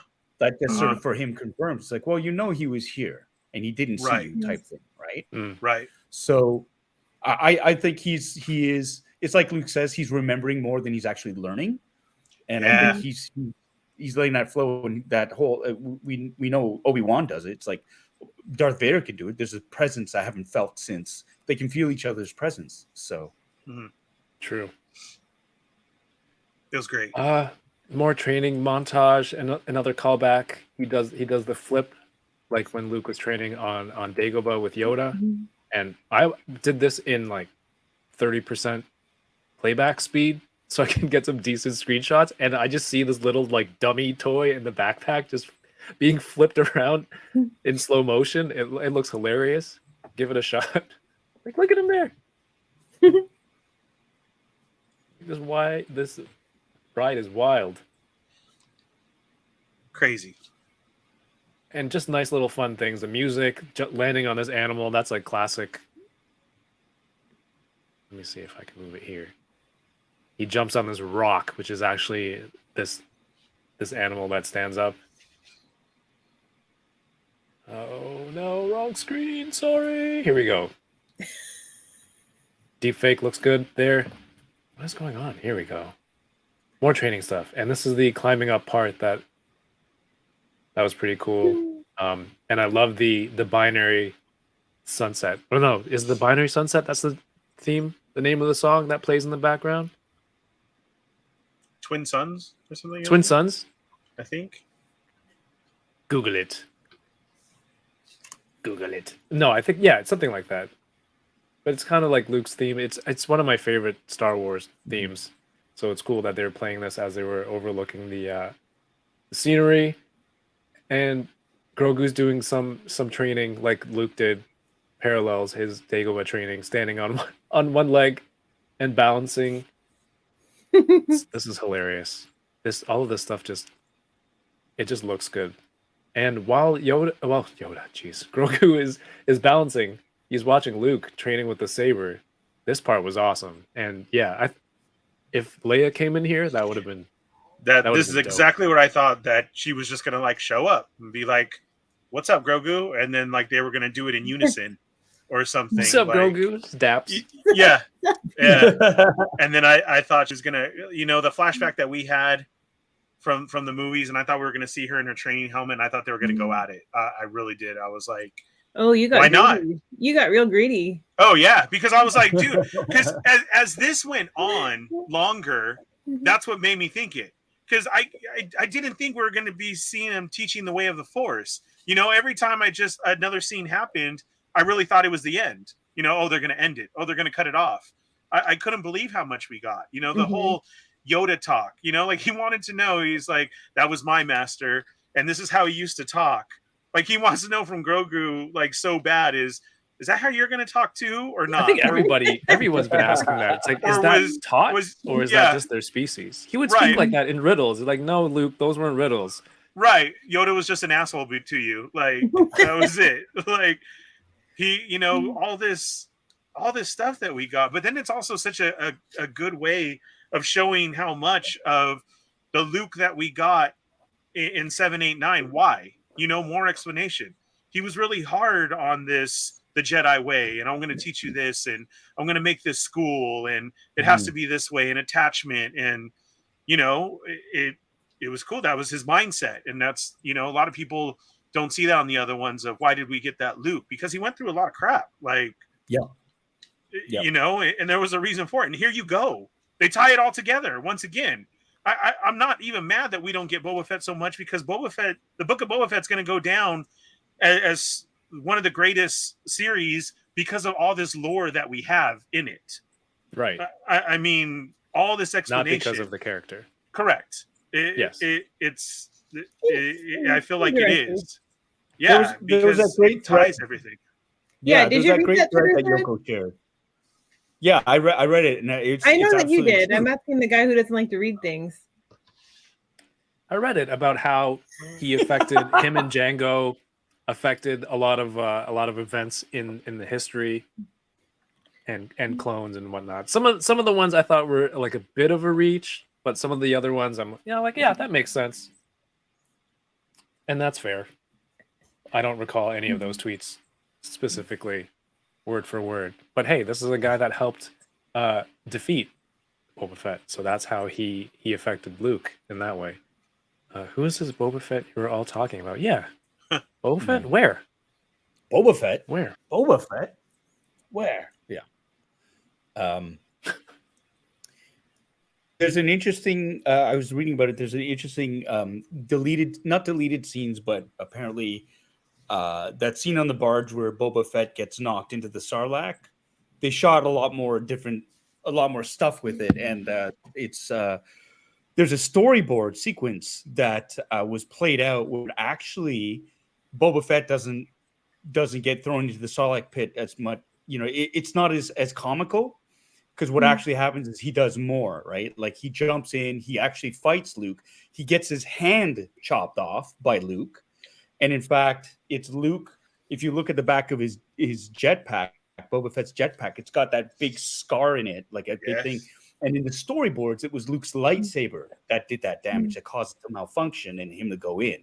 Because if you think about it, that staff that Han Solo had when he hit him by accident shouldn't have damaged the jetpack that much, right? No. And so, like they're saying, so somewhere along the way, they decided this is too much work. This character isn't worth it. So let's knock him off like Bozo the Clown. And they went with that. And that's been canon for 30, 40 years until just recently. So this is just, I really thought that story was going to end differently. And I'm just all enthralled, dude. I got my bowl of cereal, my blankie on, and I'm like, keep talking, Paul. Exactly. Go ahead. What else? Exactly. But it's an interesting thing. It's like to talk about keen insight because they were talking to the stunt guy who is in the suit, and he's telling tales of like, oh no, we shot so much more stuff that didn't make it into the movie, and so it's a pretty interesting choice that they made, and then to come back and revisit this character and then to build a show around it, and I really think that this series is about a set of expectations that fans have for a character, but it's not as much about that actual character as all the different lives that characters touched and how it's all getting drawn together into this one huge story that they're building. So right. I think it's interesting, and I think we just need to be patient because I think episode 7, chapter 7 is going to be just banana pants. Yeah. Because it's all going to be those droids. Yeah. Thousands and thousands. Ernie, in an alternate timeline, can you imagine this? In an alternate timeline, they didn't cut those scenes for Boba Fett, or they actually shot those from the storyboard for Boba Fett, and he actually did not die comically. And in that universe, there is no Fallen Fett. It's a different name. That's what I see all the time, so I don't even know what you're talking about, because all of that was an accident, and that didn't happen. No, I know. That's crazy. I've never known that. And like that. Yeah, I mean, come on, he got hit by a blind guy by accident. Gosh, dang it. But yeah, are we supposed to assume now it's a Beskar jetpack that was busted by a stick? It couldn't have been, right? No, I mean, they use Beskar for their armor, but not necessarily for the jetpacks. You know what I mean? Right. Because if you look Mando's at Cobb jetpack is Vanth at the beginning of season 2, there's definitely when he goes, hey, I didn't do that. You can see where it's been when he got hit up, again. Right. Yeah, you can see the plates on it. So I think Mando's is just that way as a color scheme, like to match his. Oh, okay. You know. Right. We see the return of the training remote, which a lot of people have used throughout Star Wars. And did you find it a little bit cruel that without warning, it just took a shot at the baby? He didn't say anything. Oh my god! I loved it. Yeah, it was hilarious. That's how you learn. Yes. It's not enough to kill him. I mean, Luke got zapped by it a bunch of times. Luke's Luke a lot was bigger. A whiny teenager. Yeah. It's fine. He lived. He's 50 years old. He could take it. Oh I love that 5 minutes ago, Paul was like, as a parent, this scene really tugs at the heartstrings. Also, and as a parent, this scene makes me laugh. As a parent, this scene makes me laugh because it's like, gotta learn. Someday too, Kevin, you're going to shoot your kid in the eye with a Nerf gun, and it's going to be hilarious. Yeah, it is. It's going to be hilarious. You're going to be so proud of your moment with your 2 guns up in the air and everything too, while your kid is crying. You shot me in the eye. I exert my dominance. Yeah, you should have flipped like Yoda. No, but it was cool. Luke teaching him now, saying like, you're not jumping. You're trying too hard. When you jump, feel the force as you're in the air. Those little baby jumps were awesome. Yeah, they were adorable for sure. It was like me in PE. God, that's the only class I ever failed. Stupid PE is what stopped me from getting valedictorian. That's another story for another day. But yeah. Oh my gosh, that was great. But with the proper motivation, like a remote zapping him. He gets the flip, and now he's jumping all over the rocks, and really reminded you of Yoda's lightsaber fight style in episode 2, just flipping back and forth in the air. So crazy. And then to get this, Mhm.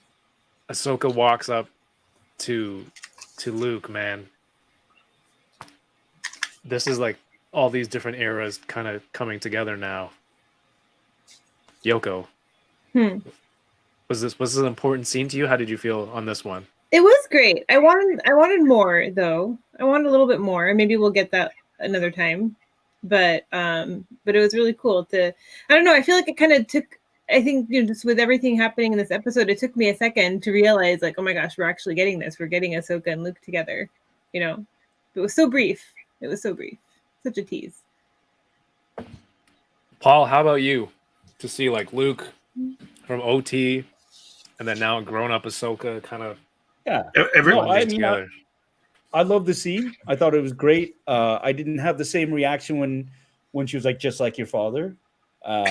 In terms of talking about training Grogu. Sometimes I don't know if his heart's into it and this and that. I think everybody gives Anakin too much of a free pass, just because in my mind, like, he's still. I mean, when he turned to the dark side, he murdered younglings, children. He chopped them up with his lightsaber. Everyone seems to be able to forgive him for that because he recanted on his deathbed as an old dude. And his reward, he gets to spend the rest of eternity in his younger form. Meanwhile, Obi-Wan Kenobi, who was a company man, through with never to the end in doubt, has to stay as a shriveled up old dude in the afterlife. What the hell? Everybody's fine with Anakin. Oh, he saved Luke. He threw the Emperor down that shaft. But it's like, come on, dudes. He was literally worse. Like, he was terrible. He murdered children. He murdered children that trusted him. He would have murdered Grogu in a heartbeat. And it's like, oh, he's so much like your father. No, because Luke's not a mass murderer. He isn't. So that bugs me for that, and just comical. Does she know that? Because she knows that Anakin is Vader at the end of Rebels. But does she know that he killed younglings? Because Yoda and Obi-Wan saw the tape. Is there where a do you newsletter? think they went? Right. She's like, she knows. She's got to know. Where did all those younglings go? Right? Where are the younglings, Anakin? Exactly. Where are they? But to her, that's not Anakin. Like that wasn't Anakin to her. So that's how she's able to, like, she separates them. So she's not going to see Vader. Could be from a certain point of view. From her point of view. I don't know. And from my point of view. I don't know. Thank you. I get it. It's like, I understand it, but there's that one part that's still just sort of like, yeah, but all he did is really basically recant on his deathbed. And I don't know. He said Anakin had a better agent, a Force agent. It's like, when I die, can you get my younger face as the ghost? So here I am, dude. This scene's going on. Freaking amazing. I can't believe it's happening. I am just totally choked up, teared up. She says the line that so many fanboys have been waiting for. Not only that, but they're interacting with each other. And it was you're so much like your father. And I'm like, oh my God. Then I finally get to talk to Paul about it. And I'm like, that was awesome. They had their moment. Oh my God. I'm starting to cry again. I got snot bubbles coming out. And I'm just like, oh, it was beautiful, huh, Paul? Like, this is so cool. I'm talking Star Wars with a Star Wars guy. Oh, what did you think? Like, man, that was amazing, huh? Yeah, if your dad killed a bunch of kids. Like, that does sound like how Paul. cool is that, dude? It does sound like Paul. Now I'm wiping my face. Like, wait a second. What? Why? No. And then Paul goes into the big Vader rat, and I'm like, damn, I thought that scene was beautiful. To be honest, yeah, that's true. It started off just as a joke to sort of like, we like to tease Ernie sometimes, right? About being a big Boba. And that's how it started. It's just a little, and then it started as I was typing it out, it became more and more apparent. It was like, oh yeah, and then he did this too. Yes. And then he did that. Why is everybody giving him a pass? Hold on a second, hold on. And then it just started It coming wasn't out. Anakin anymore. That wasn't Anakin anymore. And I'm texting back, I don't know. I don't know. I don't know. I think it was. I think that Don't was let him truly ruin it Anakin. for you, Ernie. Don't let him ruin it for you. It was great. That was truly And the Anakin. best part is Paul ends it with, I'm bringing this up on the show, right? I'm all, yep. That was great. I mean, but seriously, like we're all right though. Yeah. I mean, and then again, I say this with as much love and affection as I can, to just sort of point out the fact that the storytelling in this series for this franchise has been. I've loved every story that's come out of it so far, and it's good to have these little moments of but what if? And if you really think about it, and you kind of go, okay. And Yoko, I totally buy into what you're saying. It wasn't Anakin. He went to the dark side. It was Darth Vader. It wasn't Anakin, and I get that, and I think that's totally valid too. It's just I like bringing up these points because it's fun to tease Ernie about it, and I just spilled again. What's that? You got it all riled up again. Yeah, it was. I just found it. It was on my lid. So as I'm getting Spilling to the bottom, boba tea, finally. There we go. We do it every week, but Ernie thought we meant literally. No, Paul, Taking it was to great. the next level. It really was, and that's the reason why we're also here is because we're all so passionate about it.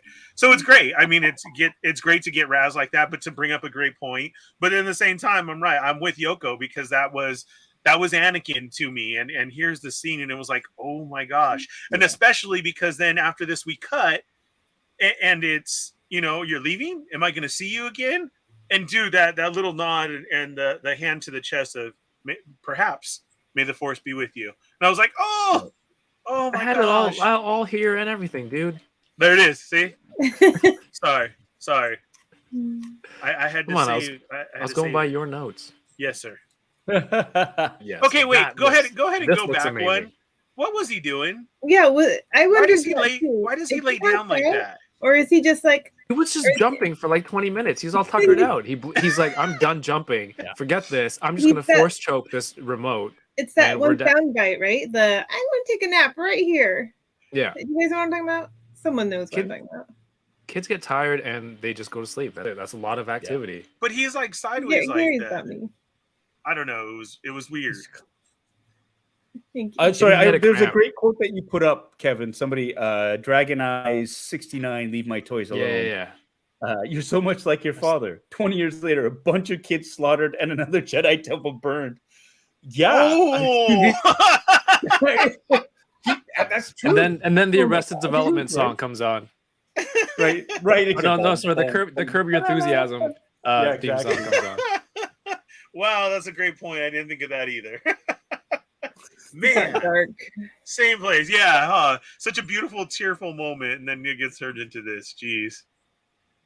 But there we go. Yeah, bring it back, kid. Part. Bring it back. He's like, "Will I see you again?" And she says, "I have my own series. We'll see."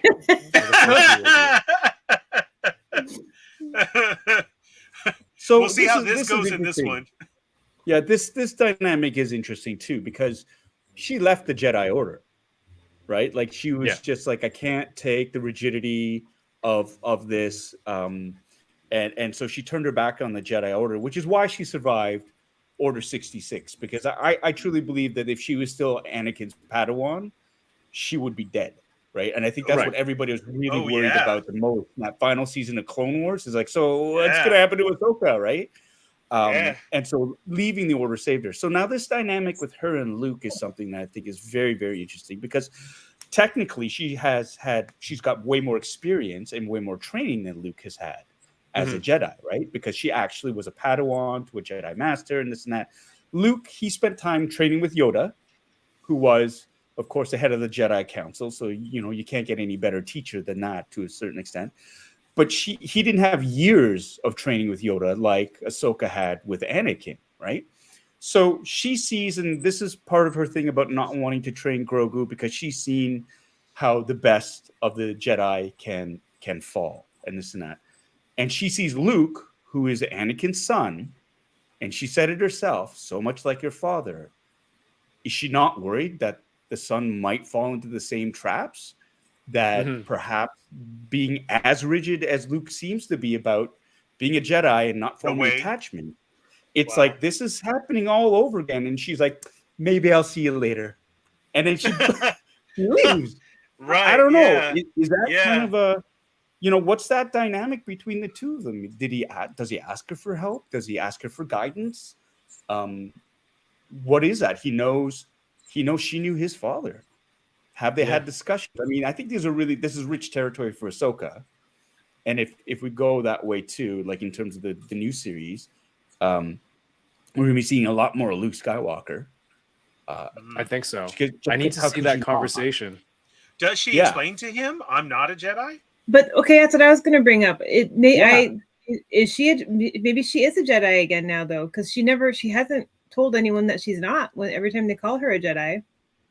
Well, but that's the thing. When Yoda says, he says, "Last of the Jedi you will be. Once I am gone, last of the Jedi you will be." So he's not counting Ahsoka in that because Ahsoka is still alive at that point. So she's not a Jedi at that point. Mm-hmm. So when did she come back into the Jedi Order? Because that was during. That's my question. That's my question. Somewhere in the time. Does she even? Yeah. If she does, but yeah, but they've called her Jedi to her face, and she doesn't say, "I'm no Jedi" again. Right. Yeah, she isn't out there correcting everybody. So I'm just wondering. She's just tired. But she's got lightsabers, and maybe she's just tired of correcting everybody. It's like, oh, look, it's a Jedi. Yeah. No, or not a is it Jedi. not I left the possible Jedi that Order. she has recommitted to the Jedi Order at some point? I think I'm just putting the question out there. We don't know the answer. That's the only point I'm trying to make is we don't know that. No, and that's the point I'm trying to make too is what is the relationship between her and Luke then? Yeah. In terms of this whole thing, right? Because if she is a Jedi, if she's become a Jedi again, is it not her duty to to be with Luke and to guide him, seeing how she has more experience than he does? Pass some of her knowledge too. Yeah, exactly. So these are just questions that I had on it. I mean, I'm not looking for definitive answers, but it's like, again, it's more questions and curiosity about maybe it's actually both. And we get to see that progress in her episode and with him with the school.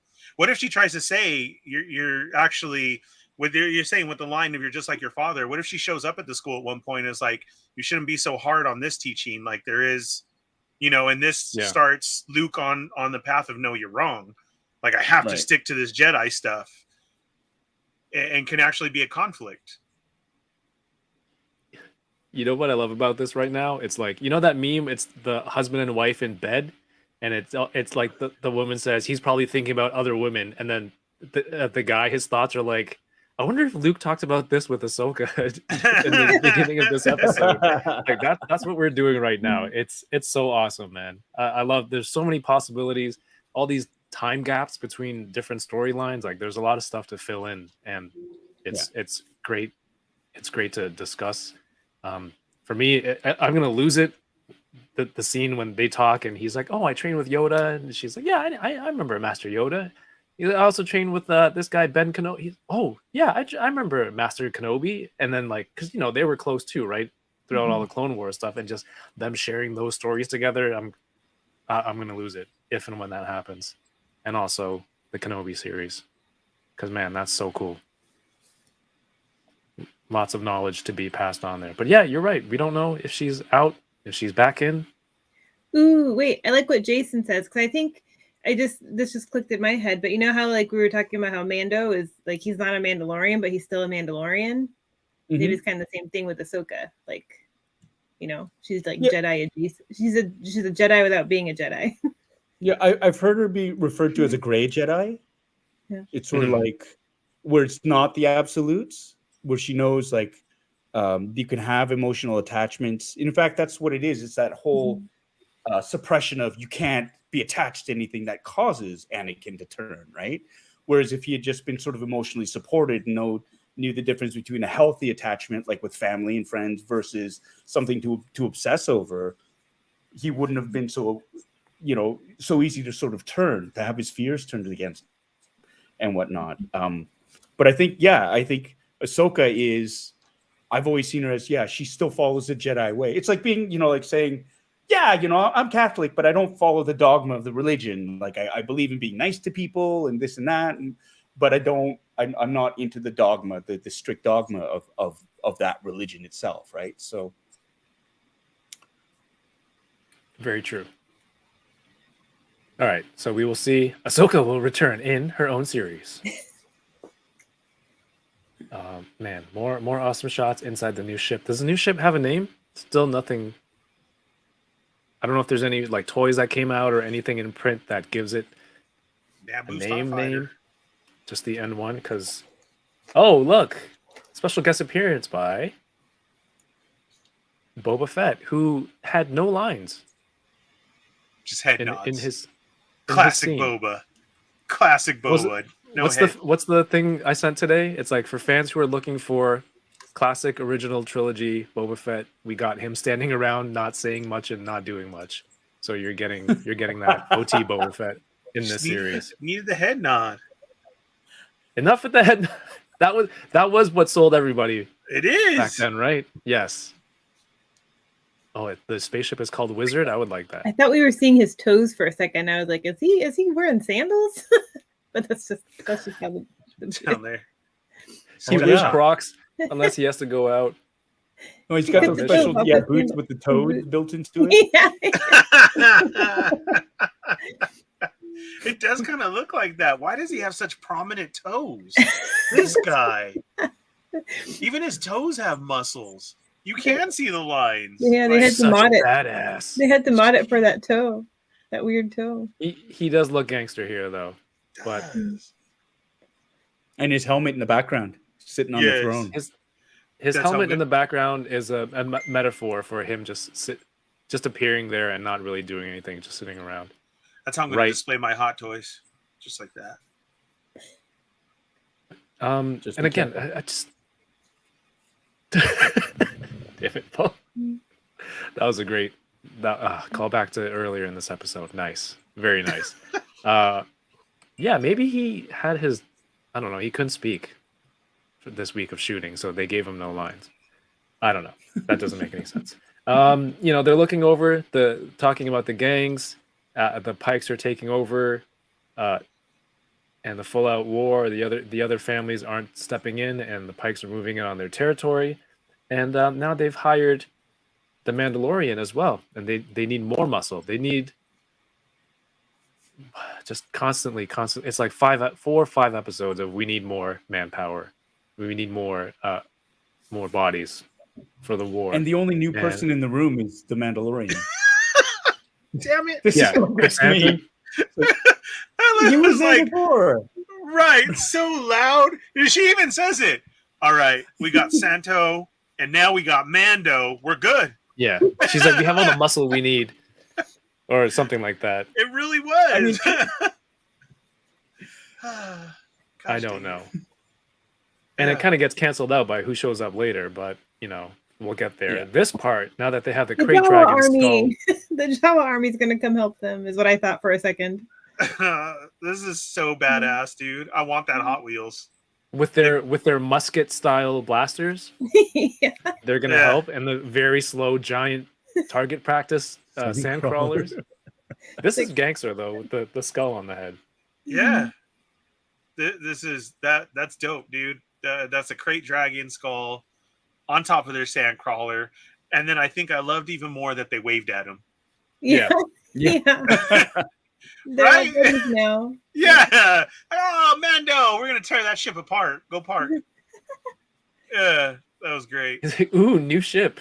Yeah. Or maybe they're like, hey, we helped build that. We got those parts. That was awesome. I think that's more of it. Catalytic exactly. converter. We're the ones that, hey, look, we helped build that. Yeah. Because the other Jawas are from the other planet. The ones that he was vaporizing for stealing parts of the Razor Crest. That's a whole different set of Jawas.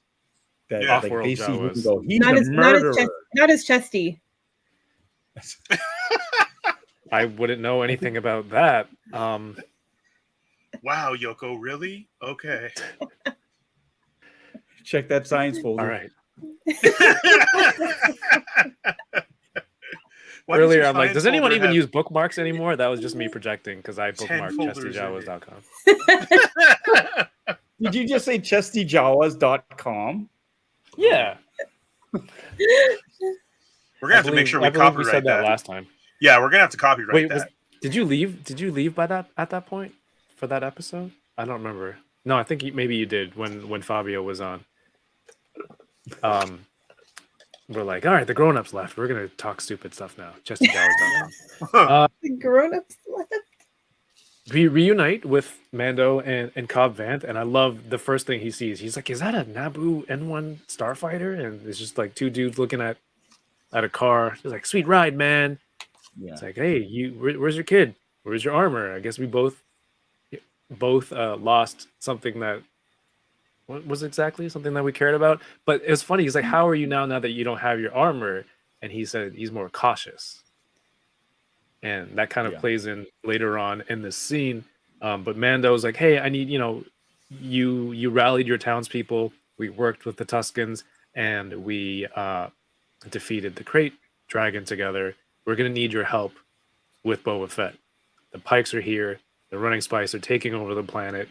And we could use your help. Get your people together. They're good fighters. But they don't want to fight. They also have the bone. Real quick, Kev. Sorry. Yeah. Just because we're skipping a little bit, dude. His deputy dude pissed me off. Like, shut up, dude, and go back inside. Like, who was this? But I need to bring up Yoko's show, the Midnight 30, because I didn't get to stay there that long. All of your crew, Yoko, kept saying Shark Boy. Yeah. Why? Is that really? Because I thought that was what's his name from Taylor Lautner. Yes. This is what they told me because I thought so too. But I guess he got recast in the sequel, and it was that guy. So is that true? So that's what they told. That's what they said in Midnight 30. Shark Boy. Shark Boy and Lava Girl. Yeah. For the Robert Rodriguez kids movie. Yeah. Yeah. I thought this was a Jaws reference. No. Oh my God. No. You also watched Jaws to get the reference first, Kevin. Yes. Yes. Oh, that's why I was asking. Yeah. Look at this interior. So I just wanted to, because I was like, really? And I forgot to look it up until the scene came on again right now. And I was like, stupid deputy. Like, what? Who is that guy? Shut up. Well, that's probably why set up that character. Glossed over. Yeah. Yeah. They needed to set up that character to be annoying so that, well, you'll see later on. Because he needs to take the brunt of whatever is coming, right? So, I mean, we've all seen it. We all know what happens. Yeah, because when it happened, I seriously went, ha ha. That's what you get. Yeah, and it was just like, and his character was specifically designed to take all of that damage. So there we go. We could just see how. Yeah, there you go. And like right off the bat, from him being overly aggressive to the Mandalorian, I said you should park it down. It's like, whoa, okay. Yeah. Just, time to switch to decaf, Jet Deputy. It's fine. Yeah, you don't talk to me that way, dude. Yeah, is he going to disturb the sand out there? I'm sorry. You can't park in this patch of sand. Can't you see it says right here, no parking in the sand? And it pans out. It's just a giant desert with the ship in the middle. So with he was a small sign that has the no parking on it. Don't you see the sign? No parking here. There he is right there. Isn't that him? Stupid shark boy. This one I'm not sure. But hey, they got some bones in here. Another trophy. I love that. The Jawas got the skull. They got for their bar, I love that, this rib cage from the Crate Dragon. They're like, okay, we won't question how they got it in there. That's it. My thought the whole piece so this thing it opens up. It's like a museum. You just bring it piece by piece. They don't bring a giant T-Rex built through the front door. I want to see that time lapse. This is crazy. Just them taking it apart, putting it together. Yeah. I saw online the actor who plays this bartender was also a bartender on Deadwood. Yeah. So that's also cool there. If you ever see the movie There's Something About Mary, have you seen that movie, Farrelly Brothers? He plays the brother in that, Mary's brother, Warren. Oh, okay. Oh, yeah, that's Warren. He doesn't like to have his ears touched. And yes, freaks out. What's that? I said he wants his baseball. Yeah. Yeah. I didn't know that was him. That's him. That's him. And they are drinking what appears to be hand soap, it looks like. This is a bottle of olive oil on the left. No. Oh, so No that more. bottle. Go back to that bottle. The olive oil bottle. You're saying that's actually somebody sent me this link. It's Canadian. That's supposed to be at the CN Tower, and it's No a way. whiskey from like 1964. It's specifically, it's like bottles I will can see come up it. with somebody sent me a link for it.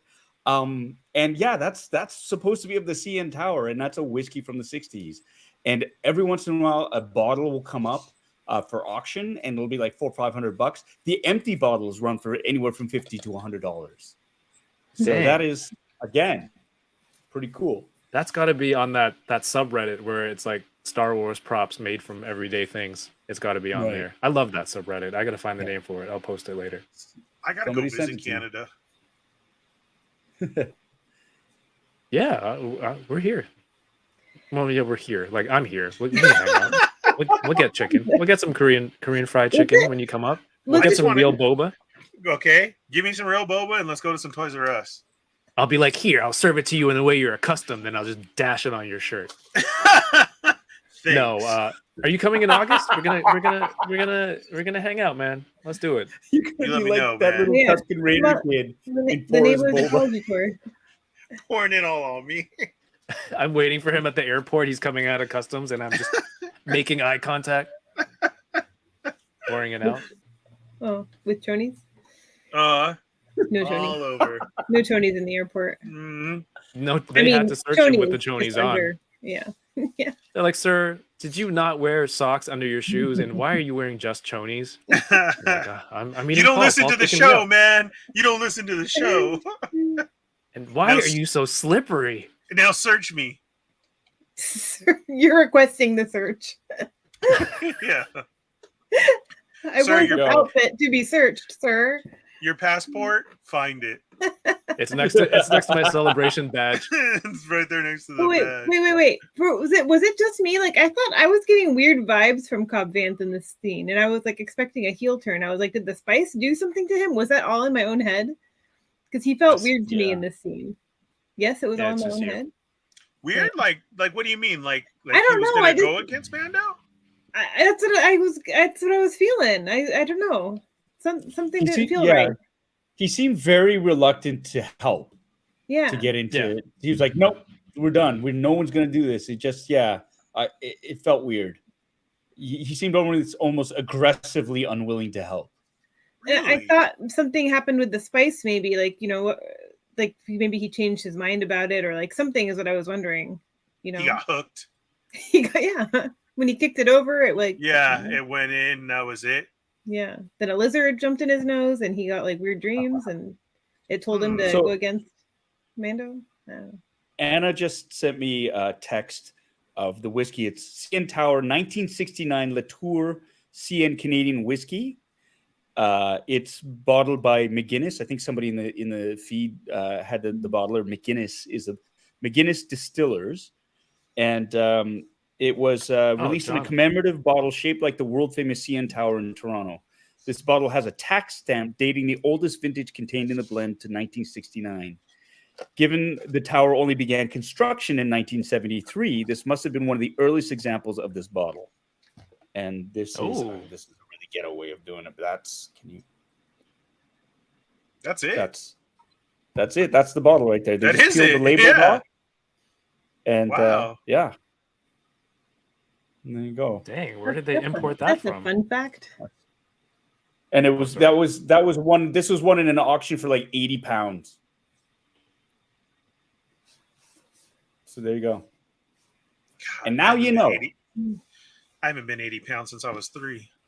What the hell? Big. Go ahead. Oh, king See, it of wasn't the just me. one-liners. It wasn't just me. Right, but he doesn't want to fight. He doesn't want to get involved. And Mando's trying to convince him, like, look, it's happening on this planet. It's not going to be, you can't be insulated from this just by avoiding it. It's going to be the whole thing. Freetown. Freetown won't be free much longer, right? So he's like, you know what? Mando leaves, and he's like, yeah, let's get all the men and women who are capable of fighting. We'll we'll have a talk, just like they have their little town hall meetings from before. And then, man, this was crazy. He just senses it in the wind. Oh, right in there. the wind chimes. In the wind chimes. Now, did you watch this on your phone, Kevin? No, Or I did not. time? Thank God. On my phone, I would have been like, "What's on my screen?" This little. Well, that's what I mean. This is for He's trying whatever to reason. I dust can it off. just picture you on your Peloton, kind of going like, "What is that?" It's like pumping away on your bike. Because I'm trying to focus because I'm just running and it's just bouncing all over the screen. It's like, oh my God. No, man, I Right had there. the TV on, Yeah. on the sound bar, everything was blasting There you go. that day.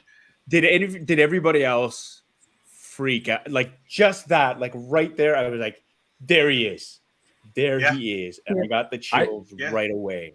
This silhouette, yeah. I looked away and I was like, okay, it's probably him, but I'm not gonna assume anything. Just show me that it's actually him, because I don't want to hype it up. So I looked away. I was like, it's gonna be him, right? And then they just played it up so dramatically. It was so beautiful, man. So beautiful. Like So this low shot and walking out. this is what happens. He parked where the deputy told Mando to park, which is why he had such a long walk. Because where is he coming from? Like, it's a great shot. I love that shot. Where is he coming from? You just Like, said he's it Boba. from the They parking gotta lot. walk everywhere, right? The Sorry. parking lot we don't know about. Exactly. It's like, There's where's no he coming trams from? running. There's nothing back I've there. It's like walked in the a long beginning of World time. War I. Oh, Yeah, when the man. Death Troopers, they land like so far away from Galen Ersko's place, and it's Maybe like, he why got dropped did off, and What's that? Yeah. maybe he got dropped off, and they're hiding around the corner. in the desert? Hmm, Yeah, like behind the building. Sure. yeah. There's a No, there's a you- sign. It's like regular parking and then parking over here for dramatic entrances, and then Cad Yeah. Bane went left. So Right. he went He back. knew which one to go to. I mean, I love that. It's a money shot. It's a great shot. Mhm. It is a Yeah. great shot, and really, I mean, I was jumping up and down. Like this was like, oh, here we go, and I was getting scared actually, because for me it was like they're all going to die. He's Yeah. dead for sure. For Yeah. sure. I know. This guy's You like, there's no chance in hell you're getting smoked. Deputy Red Shirt over here is going to be the first to go. buddy. Yeah. Well, the perfect thing too is that Cobb set it up so sweet. You know, everybody get inside. Get inside. He was- Yo, he was- get inside. He was Yeah. so calm. He's like, "Hey, I want you to get Yeah. everybody inside, and I'm just going to stand out Yeah. here. I got no armor. It's just me and my blaster." And man, that part that I mentioned earlier, where he's like, "Hey, how have you been since you lost the armor?" He's like more cautious. Okay, how What did he he know sees- that? What do you mean? So how long has Cad Bane been here? Because he mentions the armor. You should have kept the Yeah. armor. How did he know that he had it? I'm Well, I sure think- he's passed through. We don't know. But That's what I'm wait, saying. Hold on. The beginning of season 2 of Mando, when Mando goes and he gets that John Leguizamo character, he says, Okay. "I swear, there's a Mandalorian." So obviously, word has gone out that there was somebody with Mandalorian armor in the city of Mos Pelagos, right? So he's been there for a bit, and I think it's sort of like okay, Okay. as that legend grows, and that's why. So I think he's been there. People have passed through, so I think it's known that he did have it. He doesn't have it anymore, Okay. and maybe Cad Bane didn't know that until he comes up on him and he sees him without the armor and says, "You never should have given up that armor." I like it. Okay, so he. Cad Bane. Well, never mind. Rick Jones stuff. Nice. It Bounty was just hunters. amazing. Yeah, Yeah. this guy, he's gonna go. Everyone inside, and the exchange more classic, more like I don't even know how to say it anymore. It was just beautiful to watch. I was it all worried go about down. the bantha. Another bantha We've down. had enough bantha abuse this Back season. there Still chilling. haven't gotten to see a baby bantha. Oh, it's on the right side of him. You just can't see it. He's over there too. Yeah. And here it is. Beautiful. You see, Oh my god! I'm gonna. He's got This is- the new repaint on his the wrist things. You know, some brighter paint. Boba got a new paint job on his armor. He's got some new ones. gauntlets. And yeah, the gauntlets, Whoa. everything. The slow Scary. The hand teeth. up. Gnarly teeth. Oh my The gosh. teeth. Good lord. They got the same voice actor. Yeah. Look at that. Mm, That is Cad insane. freaking Bane. yes. Yeah. Look at those teeth. Oh, said it. gross. Gross. He's And amazing. I was like, that's it. Cobb Vanth is gonna die. He's gonna Yeah. die. Like, I was so scared. It's like they're gonna kill him. He's gonna die. Like I was actually petrified. Now this is the baddest ass bounty I knew hunter this in the was- galaxy. Yeah. Ernie. This is a guy He's earned it. Not a We dude haven't that seen falls- we haven't seen him in Boba. He has better luck than Boba has. Okay. Okay, So he's here's- bought his way here's the through thing. stuff. Here's the thing. Cad Bane, what's his screen time live action in this? Is it already more than Maybe a Boba? couple of minutes? Is it? Live action? Couple Are you minutes? serious? No, yeah, couple minutes. So he's got more screen time than Boba. Uh, Also, but I'm talking for the entire series of Book of Boba Fett.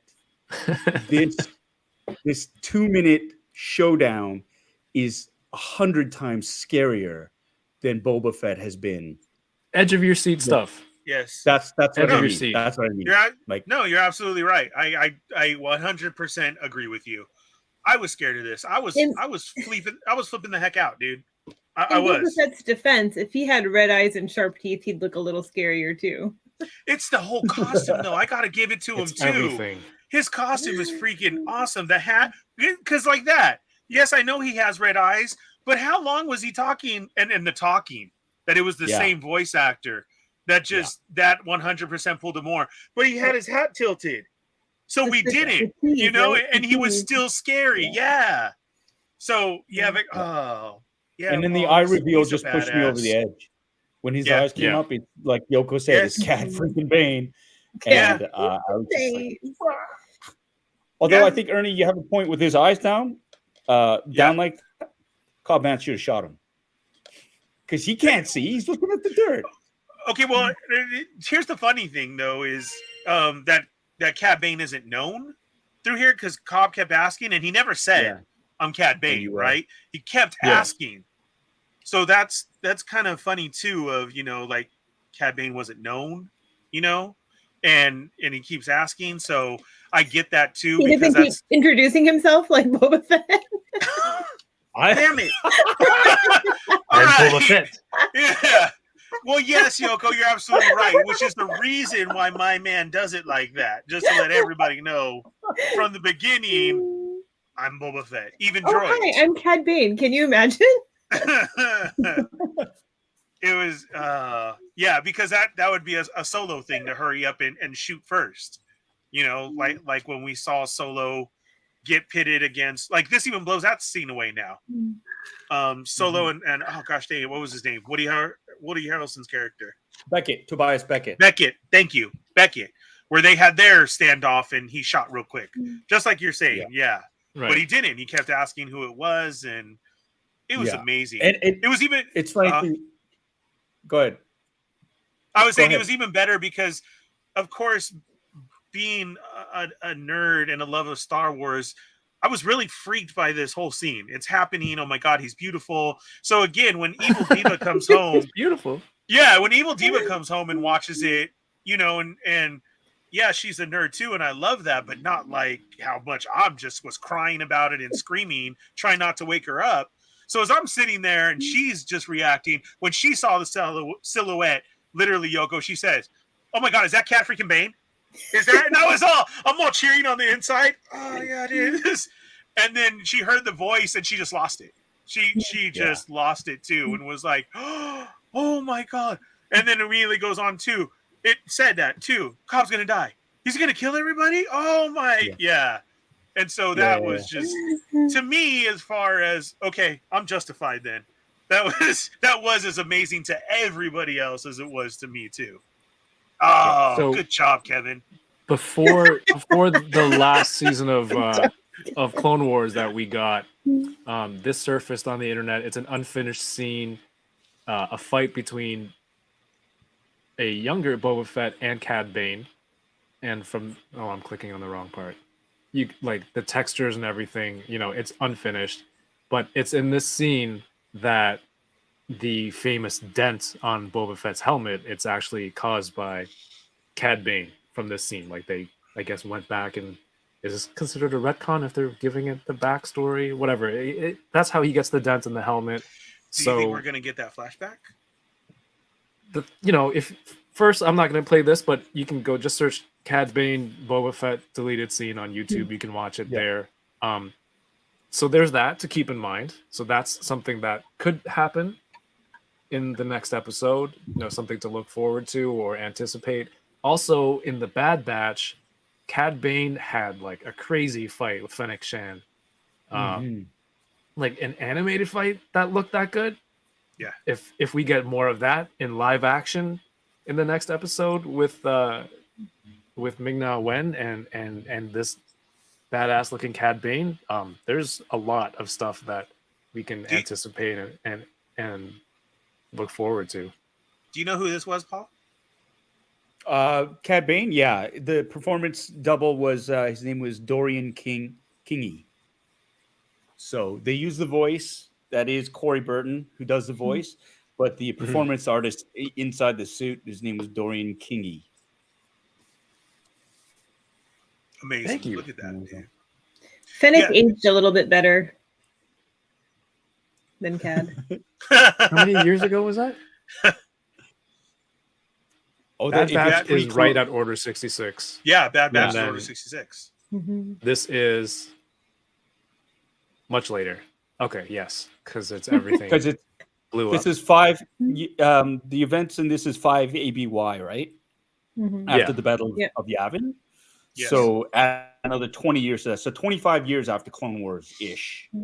It's when it. So you're looking at quarter of a century. Man, if 25 years, if Obi-Wan was still alive, he would be like a shrunken, shriveled. Just how he aged from Ewan McGregor to, you know, 2 sons. If you don't have that SPF, you're gonna age, right? That's why in 15 years.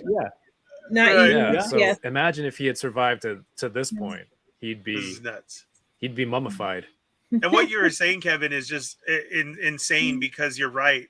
Not only is it just the character of Cobb Vanth that we get, but all these tie-ins, Fennec, you know, Omega, and the dent in the helmet, and everything that he's done.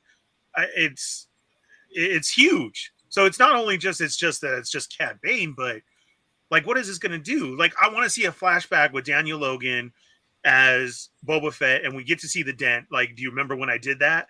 And we flash, and then what if he says something like, "And I killed your sister too"? And Boba's like, "What?" I mean, not that we don't know that he did, but like to rile him up. Because another great part too with this whole showdown is, dude, he talks crap about Boba. You shouldn't trust Boba. Like, he worked for the Empire. They got stakes. They got some serious stakes between them. Yes, which is just, that was great. So I mean, it's because it's so much more than just him showing up from the words that he says. Like, you just threw Boba out there like, oh, that guy ain't nothing. Like, oh, amazing. Cad freaking Bane.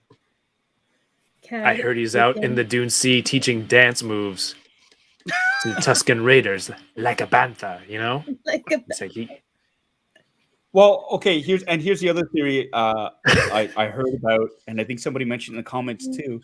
It's a theory that Cad Bane is the one that killed all the Tuskens. That Boba was. Oh, that was a lot.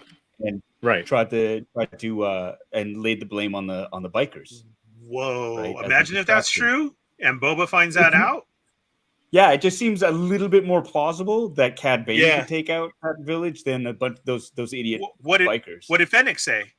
We already have the line out there that Fennec said it. They killed Tuskens. Yeah. That's it. They had those Pike guns too, right? So we're still waiting for that line to pay off. And again, this is going to war. This is episode 6. There's 1 episode left. It's not gonna be resolved. Like, this is going beyond next week. So, and who knows too, like whether it spills into like Mando season 3, whether with Ahsoka there's more of that, because it's all on the same timeline, right? So it could be. Who knows? And again, talking to, I just speaking about that Twitter thread that Yoko shared with us. It doesn't necessarily have to be about just that one thing, right? Like they're showing it is universe building, and they're all interconnected, so they can show up here or there. That's the beauty of it. It's not just contained to that series, and I think this series has really illustrated that. Like, well, yeah, we'll dedicate an episode and a half to a character from the other series. What are you trying to show, Kevin? You can't see his Bane, Jonies. He doesn't. I'm looking at his Levi's. Like these are jeans. This is Jeans guy from. He was Jeans guy. Oh my god! It was Bane back there. Wow. Confirmed. That's crazy. But again, like the classic shot of the hand just tensely hovering over their sidearm, ready to shoot, and then did I go the wrong way? Nope, this way. Back and forth. Wow. Here we go. Oh yeah, I didn't even screenshot Deputy Red Shirt because that guy wasn't even worth. How is that not going around? He was eliminated with extreme prejudice. That is a great shot, Kev. That's not Thanks. Photoshop, Good job, Kev. Good job. Good job, Kev. And I think worrying about the deputy on the side is kind of like there's no way Cad Bane would miss this shot like this. I think the worry, maybe like the pressure of having this other dude, even if he is kind of a scrub, that like, okay, I gotta make this shot. Even if I don't kill him, I take him out of commission, and then I gotta put 4 into the deputy. Because that guy took a lot of shots. Poor bastard. I would have did it too. So this guy gets 1, but you're annoying. Pop, pop, pop, pop. Yeah. You get the remainder of the magazine. I don't think they have that, but yeah, it's a shoulder. I slowed it down so I could see this because there's a lot of questions. Is he dead? Where did he get shot? So it's kind of a shoulder. There's nothing really vital here. Assuming he's human, you just shoot his arm off. He's not gonna Trandoshan grow a new arm back. But that's where Cobb Vanth gets shot. Smooth like butter. Bearded Bills, what's up, Peter? Thank you for the super chat, my friend. And I'm glad to see you here again. He says the 4 of you are a perfect team for this series. Can't wait for episode 7. Cad freaking Bane. Cad freaking Bane. Thank you for saying that. That means a lot. I love how the 4 of us conversation has just gelled and come together, and I love it. And it's great to hear that you are enjoying this as well, man. At least one other person enjoys it too. And follow Bearded Builds on Instagram. He made this giant toying around logo and painted it for me. Awesome, dude. Go check him out. Anything else I need to catch up on in the chat? He wanted to just kill the deputy. That was the goal. Yeah. He's like, you're annoying. Cobb Vanth, you're okay. You don't deserve to die. It was just a warning shot. Yeah, and so here's where Yoko's theory comes into play. Because how you were just saying, was he acting weird and everything? And then I was about to say, like, discredit you, like, no, because he gets into this of saying that, you need to let the spice run through here. So if he was playing both sides, he wouldn't have had to been there. But now seeing if he just gets a shoulder shot and it was a warning not to kill him, were they all just playing it up for everybody? But I think no, because this is how this is how Freetown's going to get involved. Like you shot our sheriff. Yeah. But the deputy. No, the weirdness was right before this too, when he was going to call a town hall meeting and he wanted to talk to everybody. I was like, I don't know. It was just something. Okay. It seemed like they were going to do it anyway. Something felt weird. I'm going to rewatch that with that in mind now. Yeah. Cad Bane had the best entrance and the best exit. I don't trust him. Okay. I'm going to just say that. That sucks. No, I know R&D. he's handsome and we want to, but I don't. Yeah. They're like, save the handsome one. The deputy's not as good looking. He's dead. Let's go. We got to go save I don't Timothy Oliphant. And I didn't think about the whole like Cad Bane doesn't miss thing, but like, that just adds to it. Yeah, because I'm on to something, Kevin. see, because when you Oh, said that, boy. that's clearly a shoulder shot, which at that time was like, oh, okay, cool. He's still Yeah. alive. He's gonna help, but yeah, that's pretty crazy. Now, here's my getting on one of my theories is I still want Kira to show up. So when he gives his speech, he still says Syndicate, or He is just that says, not I gonna work for the Syndicate. the right? He Syndicate. doesn't, say Pike Pike. Syndicate. Yeah. Paul, am I going too far on that? He's No, I don't deliberately think being so. ambiguous. Deliberately. No, I don't think so. Yeah. Yeah, because he just says Syndicate, and that's all we've heard. He says it If it- twice, just Syndicate. Yes. And if it's gonna be the Pikes as our main bad guy, you think we would hear Pike Syndicate. No, I do think the Pikes are a red herring. I'm more and more convinced each week. Because they're fish people. It's a red herring. That would be Yeah. nice. Yes. Nice, Yoko. When that pays off, you're gonna be like, ha! I told you. So that's Told my you. thing. Does Cad Bane work for Kira? Or Maybe. is Cad out there still for whoever just wants to hire him? It was amazing. Who was it? It was an RMD who said they just went and checked. They didn't even check the deputy. That's so true. Yeah. He's just laying in They the still look corner. at him. Yeah, nobody went They to were him. like, he was annoying anyway. Because nobody in the town liked him. If you had the choice, you're like, yeah, let's go check on Cobb. That guy. No, my favorite part was when he was like, "Sheriff can't be bought," and then he shoots him a look, and he's like, "I don't know." Yeah. He really It'd be was so better. annoying. It's like when your boss's son has to work for you and he gets hired, he never does anything except run his mouth. Those Your are boss the is worst. watching this, Ernie. That's all right, fine. Write me up. Oh, damn. Thug life. Your kid don't do anything anyway. Thug life. It'd be better if they were all crowded around Cobb Vanth and the deputy was like, I'm not quite dead yet. I'm still alive. He has a hand up. Yeah. Hello, fellas. I'm just We're very here. badly burned. Look how good this looks. My goodness. Hey, you got some This is killer after he shots. takes out the deputy and he's just eyeing down Cobb Vanth. I really want to touch his face, though. Is that weird? Like, I want to. Is it squishy? Yeah. Poke. So I'm Cobb Vanth, refrigeration. We'll see what happens next. If you're not definitively dead on screen, you're alive. Okay. Maybe Mando's this- going to swing back around and say, "Put him in the back to take." Yeah, of course he flew off, and then Cad Bane comes in. just as they chase him off. Yeah. Sneaky. But yeah, I think this is the rallying event that gets the town to go and help Boba Fett. This is the moment. This is like Agent Coulson dying, and all the Avengers and Nick Fury's like, here's his trading cards with all his blood on it. And the Avengers are like, yes, we will do it. That was the moment. The Pykes show up at Madame Garza's place. This part was super annoying because this dude here on the left kept walking. I did like 4 screenshots of this, and he walked through every time because it was that quick. I'm like, you bastard. But they bring the ice cream maker. We see the drummer in the band. We see the jizz music guy, but we don't see Max. I He's think in he the got tipped can. off. I think he got tipped off that, hey, don't go into work today. what I said. He survived the sail barge, and now he's going to survive this, right? He got a note right before. Oh, here we go. RMD says Max Rebo is not dead.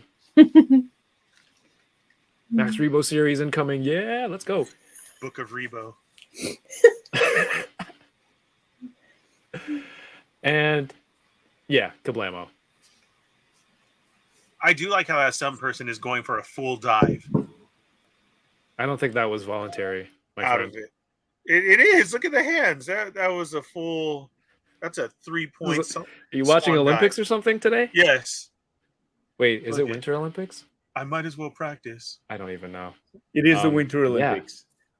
It is winter here.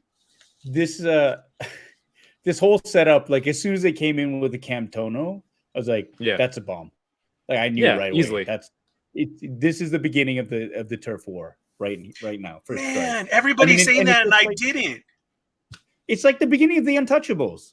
Yeah, the I gangsters know that. go into the bar. They leave the briefcase behind, right down to the little, like the droid going, "You forgot your Cantono." It's the little Right. kid in the Untouchable going, "Mister, you forgot your." Correct.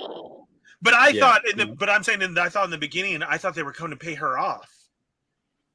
Why would Because they like pay the her off? Cantono in the beginning had money in it. Correct. Is that That's the what I'm thinking. She should misdirection? be paying them. They're not going But, to. Sorry, no, because I'm saying scene when they walked in, I thought they were giving Yeah. her money for like because she set something up. Right. That's fair. Like we were going to This get into is- a story. You know what I mean? She's setting something up. We need you to pull in Boba here. We need you to call his people, invite him for a drink, and wash their No. helmets. Yeah, The I sit don't. down? No, man. This was a bomb. I dude. never got that. I never got that sense just because that's for the Pykes. This is the hub because she pays tribute to Boba Fett. This is definitely right in smack dab in his territory. That's one of the first places he rolls into where he's, I'm the new daimyo. I will assure you. So that right there, it's in the heart of the territory. Everyone knows it's a place to strike fear into everybody who's in Boba's territory, and they blow it up. It's a classic gangster move, really. Yeah.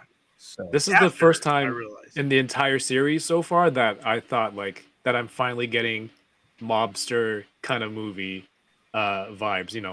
The bombing, the suitcase bomb, because everything before I'm like, this doesn't feel like anything. He's a head of a crime family. Gangsterish, right? Yeah, I don't really get any of that until this, and this was awesome because I'm like, this is a bomb. Do they do this in Star Wars? Do they leave bombs behind like this? And then they did, and it was awesome. But people died, so that's not awesome. But hey, you don't see Madame Garza dead on screen, so she's alive. Come on, man. She was like right in front of the bomb with nothing in the way, and they show the explosion coming out the front.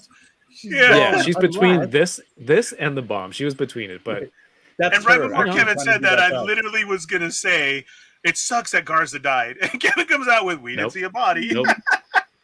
Bacta spray. Ever heard of it? Just a little aloe, and she's good. They're gonna mod her. She's gonna come back. It'll be. They're all gonna be modded. This whole town. Yeah. Dang. Hey, so I was reading Dr. Aphra. She's got tattoos that help her hack equipment and slice things. Is that modding too? What? Have you guys read Dr. Aphra? Oh. Her tattoos help her? Yeah, she has tech tattoos or something. She was a hologram. It was her and hologram Tupac were in the bar. Was she modded? Maybe she was. Oh, that's true. Bombings, Padme's decoy, all of her. Yeah. All of her decoys. Rip. All right, and we head back. We can't. Here's the building completed. And this is just awesome to see again. And he's so tiny. He's so tiny. And he, Master Luke sitting. This is just an awesome shot. The light coming in over one shoulder. He brings out the little bag, and there's the chainmail. There's the Beskar onesie. No, it's just a shirt. It's not a onesie. Oh, it is. Yes, it's a newborn. The Beskar chonies fell as he rolled it out because there's Beskar chonies that go with that. They're more like little boxers, but they fell. You can fully see that is not a onesie. He's like, ooh, that looks nice. He's like, or you can have this. And it's kind of unfair. It's kind of unfair to hold a glowy stick in front of a child because they're obviously going to choose that. Luke, you are very biased. But man, did you guys expect, Paul, did you expect, here's Yoda's lightsaber to choose between? No, but yeah, I mean, as soon as he pulled it out, I recognized it right away as Yoda's the hilt. And then it sort of made sense. I was like, oh, I thought he lost it in that fight with Palpatine in the Senate because he drops down. And I don't know if I don't remember seeing him reclaim it. So I always thought he'd lost it. But yeah, I saw it. I mean, it's one of those things. And again, it's a green lightsaber, right? Right. And it's interesting because Grogu kind of goes for you see him almost immediately go for it, and then Luke says, but if you choose this, you can't have that. So it's got to be one. You can't have both, one or the other type thing, and that's where he's in that conundrum. But Right. yeah, I was pleasantly. That was another nice little Easter egg. It was just like, oh my god, yeah, it's Yoda's lightsaber. But doesn't that fly in the face of every Jedi having to pick their own stone, like, you know, the kyber crystal, so that they can, you know, build their own saber type thing. So it feels a bit weird that he's giving him Yoda's lightsaber, because that's kind of not how you're supposed to get it. Correct. Yeah. I think he was just making him forced choice as far as this cool lightsaber. He's just being a jerk. Yeah, or you could have that chain t-shirt. You want this cold and pokey metal shirt that's going to be really uncomfortable in the wintertime? Or do you want this glowy wand, Grogu? And you can go like this, wow, wow. You don't even have to do the sound effects by yourself. Luke's was jealous. He's like, why can't you love me like you love Mando? And by the way, if you choose a shirt, you basically you're gonna go with Mando, and you're spitting in the face of the Jedi Academy and everything we stood for. Like it was the phrasing that he chose, and then it's like, or you can choose this lightsaber, but it'll take you years of practice and training, and you'll he's trying to make probably that never see Mando connection again. so bad. The line that got me here was when he was like, a moment for you is a lifetime for somebody else. You know? Yeah, man, that's crazy. Yeah. I feel that way with. Then at that point, then okay, I'll take the T-shirt, and when he's gone, then I'll come back for the lightsaber. I'll find somebody else to train me later. He should have left it closed. It's like, do you want the shirt or do you want mystery box? He's like, ooh, Beskar looks good, but mystery box is mystery box. I know he was being jerkish, but I've been in this situation with my kids. It's like, do you want the last Twinkie, or do you want all these pieces of broccoli with ranch and everything that I was going to eat? Or you can have the Twinkie. What do you want? Broccoli. Yoko, what do you think? What do you think Yoko Twinkie? What do you think Yoko chooses? What do you think Grogu chooses? So we did this poll in the Midnight 30 chat, and I was actually surprised to see. I think it was like 68% voted that he would pick Mando, and I kind of agree. I think that's How many percent?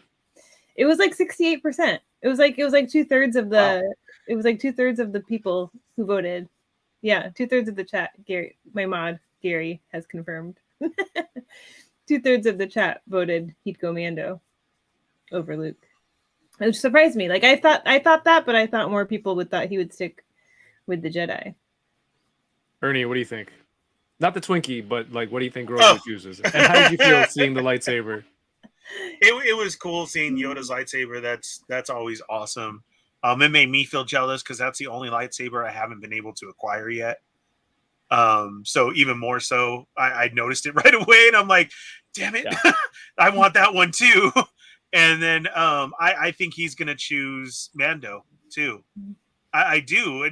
And from the calling back of when he saw him fly away, like I do feel like he felt him, and he's gone. And I really think that it's more of Luke said it earlier that is he just remembering what he already knew?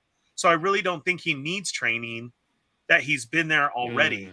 I'm hoping that if he touches the lightsaber, he's going to get a flashback and realize everything that he knows, and his memory is going to come back, and he's going to let it go and realize that he needs to go with Mando. That's my theory. They play Celine Dion. It's all coming back to me now. I don't think he goes for the. If I look at some of the stuff that's happened, they reference that Leia was the first student of Luke's in that CGI flashback in the sequels, and then earlier in this episode, Ahsoka's like, "Oh, he will be the first student. He will be the school's first student." But he'll be the school's first student. The school's first student, not Luke's first student. Yeah, exactly. Okay, maybe there's a distinction there then. Yeah. All right. All right, Paul, just the destroyer of theories. Another title for you, sir. No. I'm not trying to discredit you like Ernie does. Sorry, that's what I laughed at that because like when you were trying to make a counterpoint to Yoko, it wasn't like, oh, I'm gonna bring up a different point of view. You literally said, I'm gonna discredit you here by those were his exact choice of words. Is that how we're rolling in this panel? We're gonna discredit each other? Okay. Your Honor, my goal today is to discredit the So okay, it's gonna be one of those combative ones. I'm sorry, Yoko. I'm sorry. I don't even remember that happening. I promise my handshake will dang, be she strong. doesn't even think about you. Yeah. All right. I'm confident. Yeah. Well, like you as well, Ernie, I recognize that lightsaber because I've been wanting to get one as well, like the little Force Effects or their master replicas. And those are, I think, 89 sabers. They have a hilt where you can get them and stuff. So that's how I recognize it right away. But I think it's interesting too, your theory of, so is Luke going to be like totally slavish about the choice? It's like, you pick the lightsaber, you can never quit. Now you're a Jedi forever. I mean, it's kind of a weird thing. And I think this test is just to see really where Grogu's heart lies. Because he himself says, I wonder if he's committed. Like sometimes I wonder, I don't know. And I think this is just to see, so where does he really, really lie? Where does his heart really want to go to? And if he goes to it, then I think Luke is, whatever he chooses, he'll be very supportive. Because above all else, I think Luke realizes, because it's his love for his dad, his attachment to his dad that saves him. He goes to this whole journey to turn Anakin from Darth Vader back to Anakin's, because he's got this attachment to this dude he's never met. But it is that love for his father that does that, and so I think he recognized that in Grogu, and I would like to think that Luke has grown and is smart enough to kind of go, okay, so if there's this attachment, then you can't. Oh fuck! Did my wife? What did she say? Do you have 5 people? Just 6, baby. Just 6 of them from 6 different vendors. But it's okay because it's a smaller lightsaber. So they're small, so it's cool. It's cool. Hey, the resale value on them will be incredible. Well, just cancel 4 because I need one, please. Yeah, Cancel 4. I'll sell them. I'll sell the other ones. It's okay, baby. It'll work out. But it's look at that face. Look at the choice he has to make. Look at the choice. I know which way he's out. He's so stressed out. Yeah, he's like, I just want to eat frogs. I don't want to make a life decision right now. Yeah, I want to see him go with Mando because all those fan art that people made during season 1 of like a little Grogu with a Mando helmet and the ears sticking out and a suit of armor. I want to see that. I want to see that happen. That'd be hilarious. Even Grogu gets a hat. Grogu gets a hat. Well, you see, Cad Bane goes for the headshot. That's how he gets. That's how he gets Omega, because she doesn't have a helmet, right? If she had a helmet, then it'd have a ding in it, like she's gonna Boba have Fett. a helmet. She's gonna be dead. Yeah. Oh my god! Why? Whoa! Why?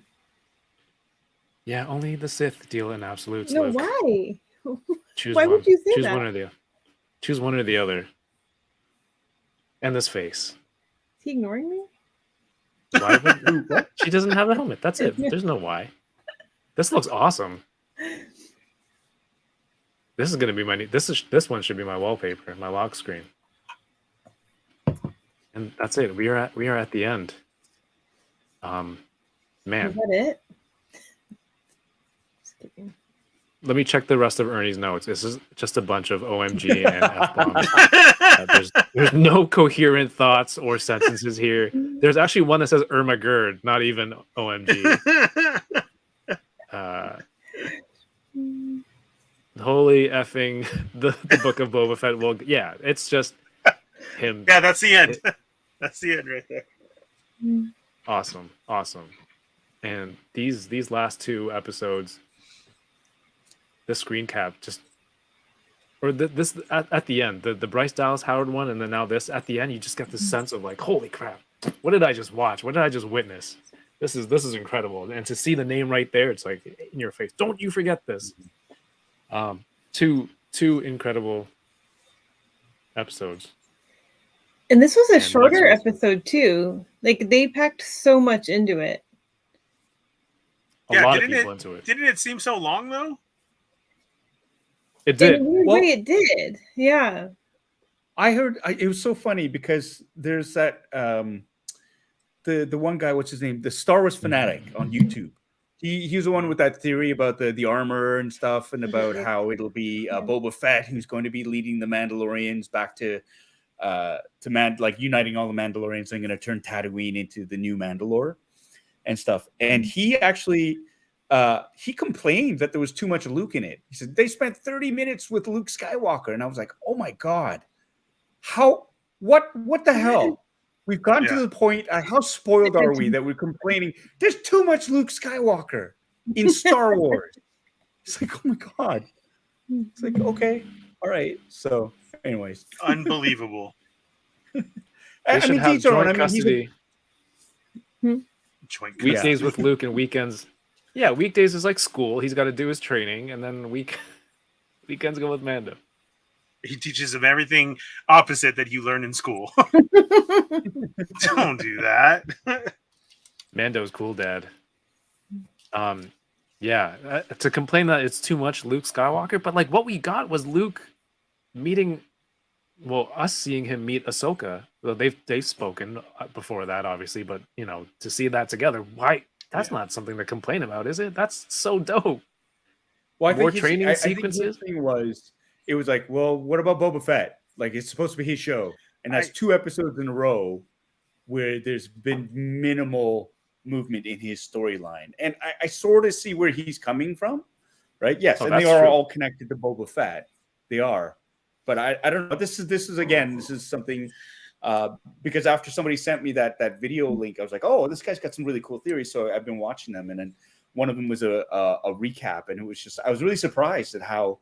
I mean, he did like the episode quite a bit, but he was like, that was the one complaint that really stuck out. I was like, oh, okay, that's interesting. So, what if Luke meets Boba Fett next episode? Yeah, because Luke has to go drop off Grogu for making his choice. Mm-hmm. Right. Now we can't say, oh, that wouldn't happen because of this episode that we have. Everything that we said last time talking, well, that won't happen till later. Or who knows if we'll ever see that. We saw it. So we literally can't say, oh, no, that can't happen. Because I was just thinking this. What do you want Luke's Disney Plus show to be called? Man. I want it to star Sebastian Stan, though, first of all. I think that's the greatest thing about this episode, though, is that, like, it was not what anybody expected. And we were like, it was a surprise after a surprise. And how great is that to be able to be surprised by it, right? Like, it didn't happen the way anybody thought. And I think that's amazing. Truth. Absolutely true. I wouldn't have changed anything. And now, now chapter 7, like, who knows? I don't even have a theory, Kevin, because, like, who knows? Yeah. It's so funny because that's what we want as the fandom. You don't want the same predictable sort of like, oh, I saw that coming. It was cool, but it's like this is what I mean when I talk about us, like as a fandom, sometimes complaining too much about stuff. It's like we're getting premium Star Wars content, dudes. Like, let's enjoy it, and it's okay to have criticisms about constructiveness about it. You talk about, oh, I think this worked for me because of that, or I didn't like that part, to talk about it. But I think we've become so, let's be the first to comment on it. Let's drop a reaction video. Let's do this. Let's do and get everybody's attention on it. That part kind of drives me around the bend because in it all, we lose really the fact that this is, well, it's just, I love being a fan.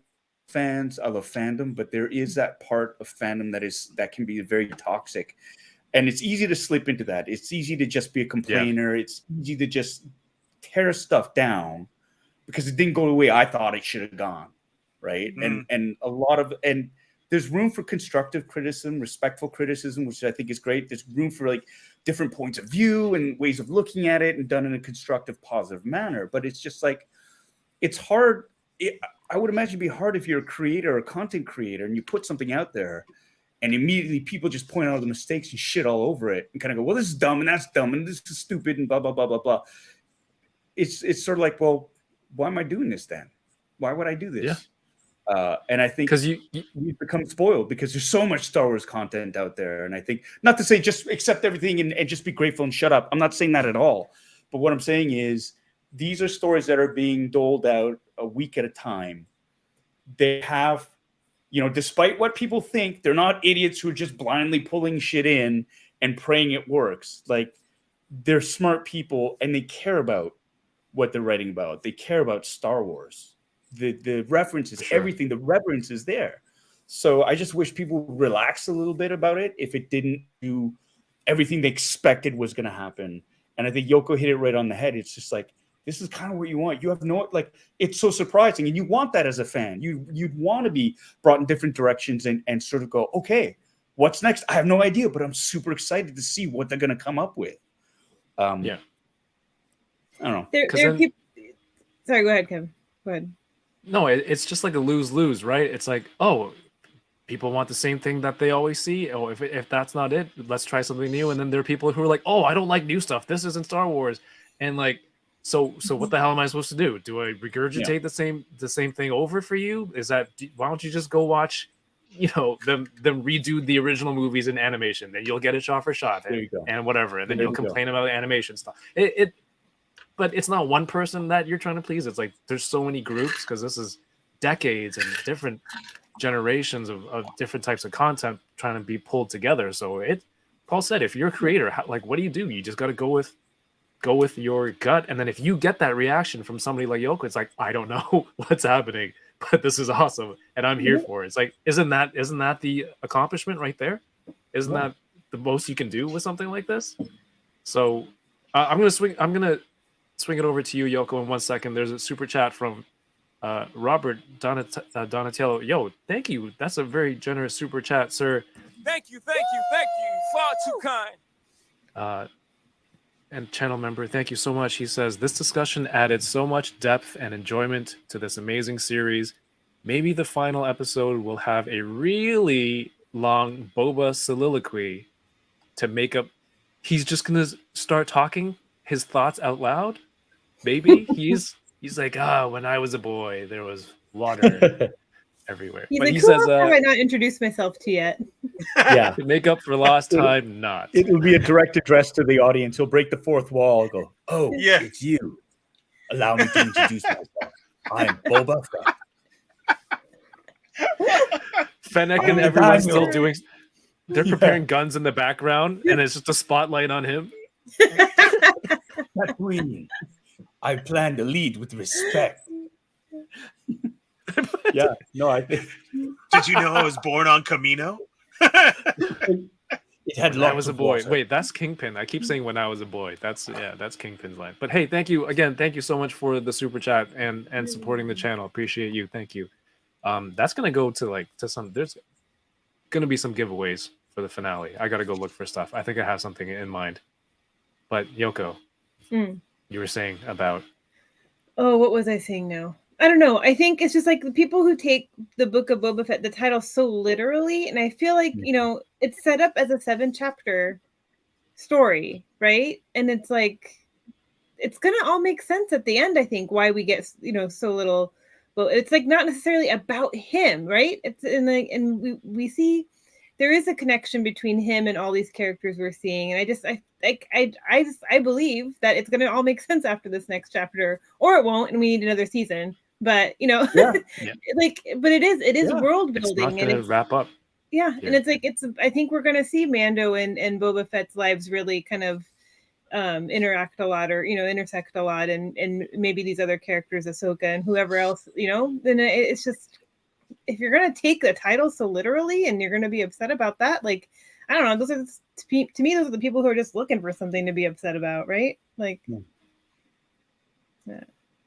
Okay, we talked about, Paul, you talked about people who just sit around instead of giving constructive criticism. They're just talking shit and this and that. How do you, okay, sorry, before that question, is there like a dance party at your house? I was sick of this playing back, so I got these Bantha lights. I got these oh, nice. pulsating lights.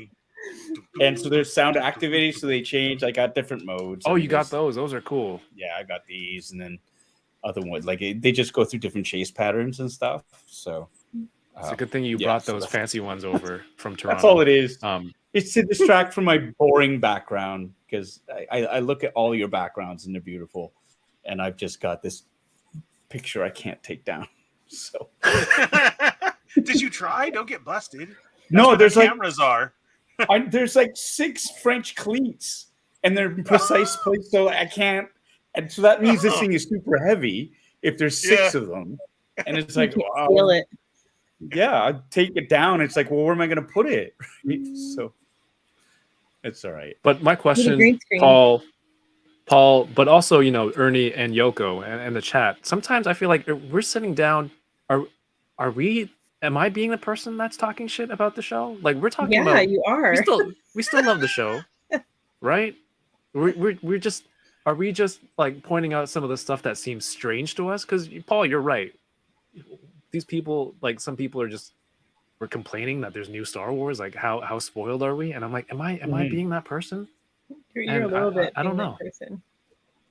I'm having fun talking about the show with you guys. Yeah. I'm not enjoying it as much as I would like to, but it's like you said, it's still Star Wars. I still love that there's Mando and Chrysanthemum and all this stuff coming in. I think there is a level of constructive criticism that is here, because we all talk about how let's see how it's going to be. We're all saying let's be patient. Let's see how it all plays out before we do it. I think some really good points are being brought out, and this is what I talk about in terms of constructive criticism. We talk about why does this bother me, and let's break it down, or why does this not sit right with me? But at the same time, it's sort of like I'm not making it, so it's easy for me to criticize. But I try not to do that. I'm there to sort of point out little things that I had trouble sort of understanding, like at the beginning with the Pykes. Probably a great explanation for it. I'm just too thick to figure, or somebody has already figured it out there too and gone, this is why, dummy. It's like, oh right, okay. But it's also to share like really cool theories that other people have. Ernie, you pointed out Barris. Her symbol on the door, like little tie-ins like that, I think are really cool. And I think this is why I like it too, because we're genuinely excited about an episode that we see. So we talk about it, and it's a fun forum in which to sort of bounce our ideas off. And we have fun too. Like if I'm hacking on Anakin being like, oh, well, everyone forgets he murders children. I think it's something that it's fun to riff on. But it's not like life or death for me either. And so, that's the thing. Some of the tones that I get from these videos that I'm watching are people are like, it either is, or they're just doing it for cheap laughs. I mean, and I'm not above a cheap laugh either sometimes, but I like the humor to be grounded in like, if you're going to make a joke about Carson Teva, for example, right? Then it's just like, don't slough it off and make it like, oh, he's just a cop. He's not just a cop. He's part of the New Republic. He's in the military. It's like me talking about how everybody was saying, oh, why does he always just show up? It's like, well, if you think about it, yeah, it's funny to make that joke. Why does he always show up when Mando's around? Well, he patrols that area. Like, quite pragmatically, Tatooine is close to the ice planet because, the frog lady had to go to that system in sublight speed. So it's got to be close. So he's patrolling that area. So for him to be around Tatooine makes sense, right? When he shows up, because Mando is doing the commercial flyby, and everybody's like, doesn't he have better things to do than write tickets? It's like, he's not writing a ticket. They're stopping this dude who's flying way too fast and way too close to commercial transport, which is dangerous. And you don't call the cops for that. You call the military. Like, we talk about stuff like that, and you can joke about it, which is fine. But I think there's a sort of, for me, if you're going to make a joke like that, it's got to be grounded a little bit in. I like it to be a little bit more deep and not as cheap. I mean, the best meme that I've seen so far is Carson Teva pulling up to the Mandalorian and saying, "Hey, give me your license and registration." And Mando goes, "Oh, I got Ligma," and then Carson Teva goes, "Ligma what?" And then he goes, "Ligma balls," and he takes off. Like, for me, that makes me laugh, right? Because that's the level of kind of cheapness. But then when I get it sent to me like 1,000 times, it's like you kind of go, okay, Yeah, I get it. I've seen that one. Right? Like it's funny, but I've seen it. I don't know. I'm Hey, just rambling Tommy's with the edit with NWA. That was hilarious. I That hope was your everyone saw favorite? that. Yeah. Yo, stuff like that. So John Carmen says that sounds like something Kimchi would say. The Ligma, the way you delivered that, I kind of saw like Andrew kind of saying that. I'm like, that sounds like how he would say that line too. I'm so glad it wasn't just me. John also asked earlier where Yoko got her hat. Oh yeah. I you was link able it? to find it Oh, you found really it. quick. My friend Stefano is another talented artist. He has a Etsy shop. I think during Bad Batch, he did some hats he did a hat for Yoko, Paul, and myself, and I had one for giveaway as well. So Stefano, I have his Instagram here. And don't forget to give me And then points if you buy His one. Etsy is linked there, and the first one is actually the Fennec Shan hat. These are all individually hand painted by him. So They're awesome. I have like 5 of his hats now. You do? Oh Yeah. wow. Oh, because you have Bucky. I have Winter Soldier, Ahsoka. I have 4. Winter Soldier, Ahsoka, Sabine, which is probably my favorite one. Right. And this one. There's pre-made ones. There's he'll do custom commission ones, whatever theme, hockey team, sports team, football team, American and European, whatever type of football. Stefano's an awesome guy. Go check it out. Yeah. These hats are Bernie, cool. we haven't heard from you for a while. You just enjoying this? I am. I love everybody's point of views. This has been a blast, and I just appreciate being here. Because I agree so much with you guys on it all. I'm sure there are people who may watch as well too, and like, oh, these guys don't know what they're talking about. All they do is this and that, and there's criticism everywhere. But me being such a Boba Fett fan, I love it. I wouldn't change anything about it the way that's played out. Like, you're all gonna have your gripes. I had, a gripe about the mods, just like what's up, Plasty? Full screen Fett. So I had a gripe about the mods. Like, I didn't think they belonged in this and that, but that doesn't mean that it ruined everything for me. And, damn you, Star Wars. No, it's Right. all Star Wars. Like, you have to like it or you don't. And look at how much this is played. And yeah, okay, last 2 episodes didn't have Boba. Do you know what we got out of that, though? Like, the lore and everything that is being set up, it's all for a reason. Yeah. And that's what I'm saying. Like, when even the rest of more shows come out, or Mando season 3, I truly feel like everybody's going to be like, yo, the Book of Boba Fett was the best show because that set up everything. You know what I mean? It's given us more than I get. The title is the Book of Boba Fett, like Yoko said. It really is, but it's more than that. And I appreciate all that it has given us. There was Paul explained his growth. You went from this guy to the respect, and this is what he's trying to do. He's not the bounty hunter anymore. Like, you need to understand that and rewatch it. And if you can give it that chance and sit down and rewatch it, then somebody's done their job right. Because, unless you just blow it off and this ruined me, then you are yes, that person looking just for those views and those likes of, especially when you put it in your title. This sucked. Why did they do this and everything like that? You know what I mean? Mm-hmm. Wait, what's my title for tonight? Yeah, get those. I put these ready. cameos. These cameos, and that was amazing. And that's it. Like the comments of too much Luke. Really, that was great. Can you imagine? That was awesome. But then I've also seen about Cad freaking Bane. Cad? He wasn't blue enough. He should have been this. right. And that's out there right now. Yeah. No. Yes. Yeah. And it's like, not blue enough. dude, he wasn't. And this is the way it should have been. I don't know if they're trying to get a job like Homeboy, but his was valid. Like, he wasn't throwing it out there that you guys suck. It was just you could have did this, and then they hired him, and now look what we got. But because he's not blue enough, come on. Calibrate your TV. None of the Stop watching on your phone. Yeah, none of the animated characters look exactly like that. Well, it's like when I tell people. Sorry, the complaints about Ahsoka's her tails. Right? Yeah. They're Right. it's like, they're not long enough. They're supposed to be longer. And then even when it's explained, well, look, they look rubbery if they're too long. And so they sort of shorten it actor safety. And then they'll go. Then somebody will always like, well, here's a picture of a cosplayer who's got them at that. Well, you can do it. And it's like, yeah, but the cosplayer doesn't have to do stunts and flips and combat. And be in it for 16 hours. Exactly. It's like, well, I've been to cons for 8 hours and they were fine. And it's like, oh god, it's completely a different thing, Not the same. right? You're not making a TV show. You're not under intense lights. You're not being shot on an HD camera with thousands of people doing screen caps and zooming in to make sure every single bit of your costume is up to muster.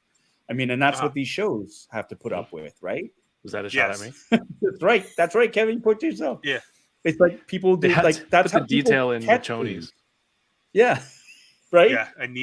That's how they catch those details. Admiral Green Jeans. They caught him because somebody was going through frame by frame and went, oh my God. Yeah. Look at this. So it wasn't even a couple hours when they caught the wood in Book of Boba Fett. That was out a couple hours. So they're literally just looking to hate. And it's like, you grew up on Star Wars, and if you've loved it since then you should give everything a chance. People grew up with the prequels. Everything's different. I'm sorry how many people complain about 7, 8, 9. I still love it because it's Star Wars. I mean, there's everything. My biggest complaint is Resistance, and I still count that as Star Wars, but I can honestly say I didn't like it. Like, I never liked it. I don't go rewatch it, but that's okay because that's my opinion. But it didn't change that I'm going to hate Star Wars forever. I'm not hating now that my most favorite character, Boba Fett, wasn't in his own show long enough for me that, oh, screw Star Wars, I ain't going to be here. No, it's more than that. What did you develop for me? What are you trying to show me? And did I get enjoyment out of it? Yeah, I did. You know, you have to look at it that way. And what they're trying to do is something bigger. And if you can't see that, that sucks. Like, look at Marvel went and took their own idea, I believe, and it took them 10 years to get to that, which was Infinity War. Like, that was 10 years of building and everything. We've just barely stepped back into Star Wars trying to rebuild it, and we've already got so much. And it just all takes time. That's Yoko, is there something in Star Wars that you don't like? That I don't like? I'll start. I tried to watch Resistance and it does not work for me. Oh, I watched it. You know, I mean, we're not the audience for Resistance, though, I think, right? Well, is there something? Is there something? I mean, I mean, before I would have said Boba Fett, you know? Before the three of us just like ranted. Yeah, no, before Mandalorian. No, actually, I actually liked this point from Tommy. I'm sorry. But I think he has a good point where I do think, I mean, it all depends on how this finale is going to go next week. But I do have a feeling that like this show is going to be people used to complain about Mando season 1 and 2, the chapters being like, oh, it's like the adventure of the week kind of thing, you know, and how they were all separate stories. I have the feeling, but when all's said and done here with Book of Boba Fett, it's going to be a beautiful rewatch from start to finish. Top to bottom, I don't know. From top to finish. Top to finish. You know, and because I think it is. I think it really will feel like more of like a flowing story throughout the 7 chapters. And when you look at it that way, I think missing Boba Fett for that little bit is not going to be a big deal. You know. But I did it today. Yeah. I was off today, and I started from 1 up until 6. Right now, right before I had to go chase down my boba tea, and I still didn't even get the right thing, and it spilled all over me. But watching 1 through 6 was great, and it does work. Like, it flows very nice. It really does. I am really excited for 7 to see how it's going to end up. I restarted Rebels again because everyone's like, because I made this comment that Rebels was okay. Yeah, no. And everyone was like, what? Are you stupid? And I'm like, look, I remembered some episodes were really good and some didn't really click with me, but then it had some filler, but it was good. It did. And some of the stuff I remember, like, I probably wasn't fully paying attention because I was. And I saw your tweet, like, and oh my God, that's how I watch it every time. That Chopper just cusses every sentence. Yeah. That he does. It's him going, what the fuck? But it's like, yeah, blah, blah, blah. Yeah. I hear it all the time. He does not say any full words. It's all cussing. It really is. Yeah. He is a strictly profanity droid. Yes. I mean, I'm not even. Do we even need to say like? Do we like? What do you expect for the next episode, or should we just let it be and just whatever Let's just let it be. whatever Yeah. we get, right? Correct. Not set that expectation of, well, last week I said this and it didn't show up, and Paul's watching The Ring or something, dude. I love it. No, don't. Oh my god. Ghost Stories. Oh my god. But yeah, it's whatever shows up, and then The we'll let the emotions. episode speak for itself. How it wraps up season 1, and we're keeping an open mind and letting it speak for itself. I think that's fair. And then Ernie's gonna be like, "Well, this is what I want for next week." No, it's great. I don't have anything for next week. I just can't wait to watch it. Honestly. I do hope for an Omega tease, but other than that, I'm trying not to. think Okay, too much and about it. I hope for Akira. Something. Oh yeah. And that would be mine. Yeah. Okay, fine. Your one guilty pleasure choice. All right, Amiga, Kira, Paul. You have one. No, I mean, I think I do think they're gonna tease Omega at the end of it. 'Cause Really? That's the next. Yeah, that's the next logical step. Because is she Links out there to in that Boba universe? again.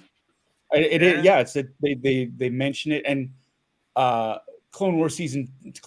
Bad Batch season 2 is coming out, so there is that continuation of that. So I mean, it's going to be there. They're going to have mentioned. That's my guess. Is that would be the next big thing? Would be like, because they've already revealed everybody else, right? So it's like, who's going to be left except for maybe some of the clones, right? Captain Rex, some of the Bad Batch, Omega. Omega's got the closest ties, really. So that's Does it my ever guess. feel like? Does it ever feel like it gets too much to keep calling back these characters? But Like, there's oh, already a connection there, though, so it's not like it's not forced in this case, No, I'm not saying it's forced. It's just sometimes you're just like, oh, you're expecting, you're hoping somebody shows up, and the whole like, who could it be? Maybe it's this person, and it's just like, I think that's fun. That's fair. Yeah, I only said Amiga because that's I'm not expecting. I don't know what to expect for next week, and I'm terrible at making predictions, anyways.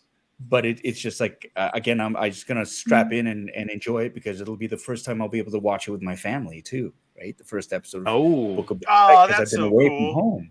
So yeah, so I'm not gonna be able to join your midnight 30 crew, Yoko, for the fun, just because I'll be on East Coast time.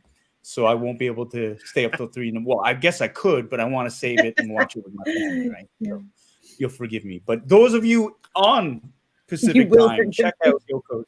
It is a lot of fun. The Midnight 30 crew is actually quite awesome and very smart, and some really sharp-eyed viewers and members of that live stream. They all catch a lot more than I do.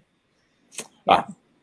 I won't rewatch it again, Yoko, and I'll try and hop in there for at least an hour. Nice. I'm very jealous that you're all in the same time zone now, and I'm like, all right, I'm gonna go to bed. Meanwhile, Paul, Yoko, and Ernie are all gonna watch the episode. I feel like you're up though. No, sometimes I go to sleep at 2, and it's like it's an hour. Should I just stay up and then? No, there are a couple East Coasters. They'll take a nap and then they get back up to watch and join Midnight 30. I drop the kids off in the morning, and then I'll boot up my phone and watch it there. No, I'm kidding. I'll watch on the TV. I'm very excited for next week. So I hope everyone watching here, thank you for still being here, and hope you subscribe, turn on notifications wherever you may be, and don't miss next week. The payoff, whatever it is. You'll be here. Hopefully you'll be here for it. And whether it's fantastic or it bombs, hopefully it's not going to bomb. It'll be awesome. It's Star Wars. We're going to enjoy it. We're going to have a lot to talk about. And maybe we'll see some new toys. That's always cool. Yeah, I can't stay up for midnight West Coast time. But I'm very excited to see. And again, they've earned the benefit of the doubt. Everything that's been done and shown to us so far, planning and all that stuff, it's like it won't disappoint. So I hope everyone can come back next week. Next week, do you know what next week is, Paul? Next Friday? Next Friday is the finale for Book of Boba Tea, where we say goodbye to Ernie. And Yeah. Wow. Never to return go back to our again. old ways. Yeah. Wait, Ernie, did you notice my shirt? Yeah, the Book of Fennec Shan. Yeah, okay. Just making sure. I Just like making it. sure. I've been sitting here for 3 hours. yeah. No. I February love the whole 11th. ensemble. February 11th, 2021 was when Paul first came on Unboxing Thursdays. Oh, he didn't remember your anniversary. No, because And I haven't Bjorn been asked posted back that screenshot. Wait, you started doing, you have your own show, and I'm how like, many times has Yoko been on your Unboxing Thursdays as part of the crew? And I've only been Yoko's asked gonna be- once. I basically pay Kev rent to be on his channel. Yeah. I've never been asked back either, Paul, so that's okay. I didn't too. want. I didn't want to. You're doing your own Sunday thing, and like you're opening your toys there. I didn't want you to open them. I literally told you I'm in Vancouver by myself with nothing to do when I'm in the Oh apartment. my god! Whoa. And so Whoa. that's fine though, man. That's cool. That's cool. It's Paul. You can self-invite. Yoko does it all the time. I do it all the time. See, it's self-invite. I don't know. Is that something that people want to see? No, I'm kidding. Can I self-invite back to another Star Wars show then? Or no, that has better. to go through the council. We got to talk about it offline. We started all these group chats, Ernie. Like, I don't want to start more. Yeah, we'll text them the wrong one. It'll be awkward. It's been quiet in here for months. Wow. That's crazy. Carson, yeah. Because Bjorn keeps posting. I think you really made Bjorn's day last year when you shouted him out on the stream, and he'll every few months he'll post the screenshot, and then he's like, yeah, it's coming up to a year. I'm like, when did this happen? Because I was thinking about it too. I remember it was February, so that's why I'm not sitting here counting down the days on my calendar like a weirdo. I'm loving these comments. Bring Thanks, back Plasty. Ernie? Yeah, thanks, Plasty. Thanks, Cap. Thanks, Aaron. But you see Tommy's last one right now? That's why you keep you around? Yeah. Was that the whole idea there, Kev? Was it?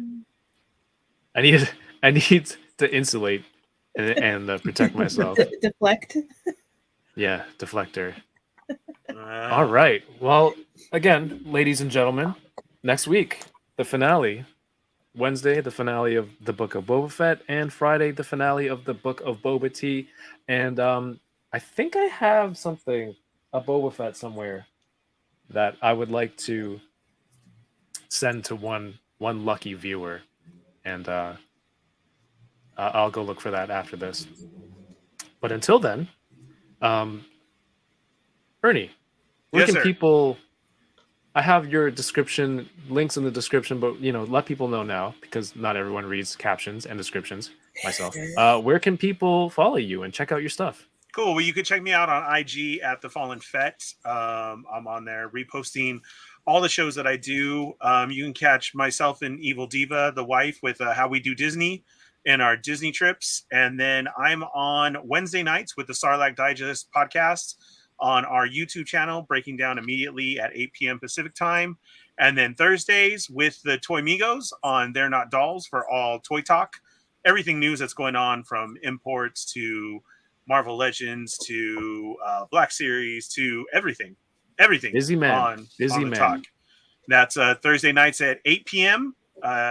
So right after you're done with Unboxing Thursdays, jump on over and come check us out. And then Friday nights has been right here at 6 p.m. with this great crew right here, which I'm so thankful to you guys for hopping on with, and meeting the Bitter Brigade and Midnight 30. And thank you guys for being also welcoming, because I've jumped in the chat with Paul's crew over there too, and everybody's like, "Oh, hey, Ernie," and that's a great feeling. And Yoko, the same, man, just for being there one time on Yoko's that little bit, and everybody saying "What's up, Ernie?" You know, and not knowing these names, that was very cool too. Mhm. So much love and respect to your guys' crew, and always the Butter Nation has been a part with the Chat Migos.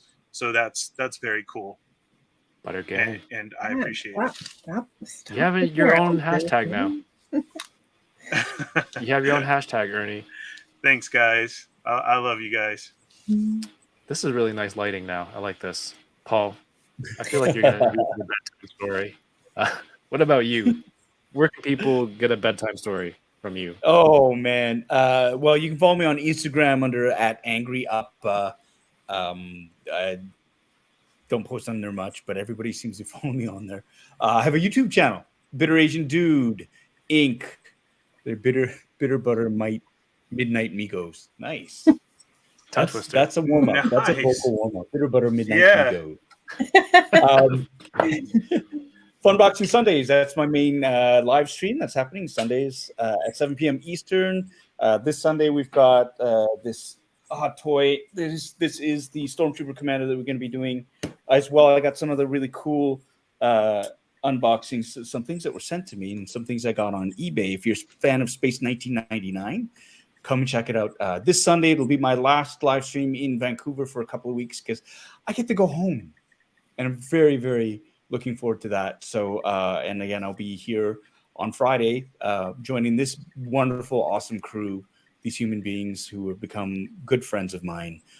And that's the one thing I'm really, really grateful about. It makes it worth being friends with Kevin just because I got to meet Yoko and Ernie. I'm out.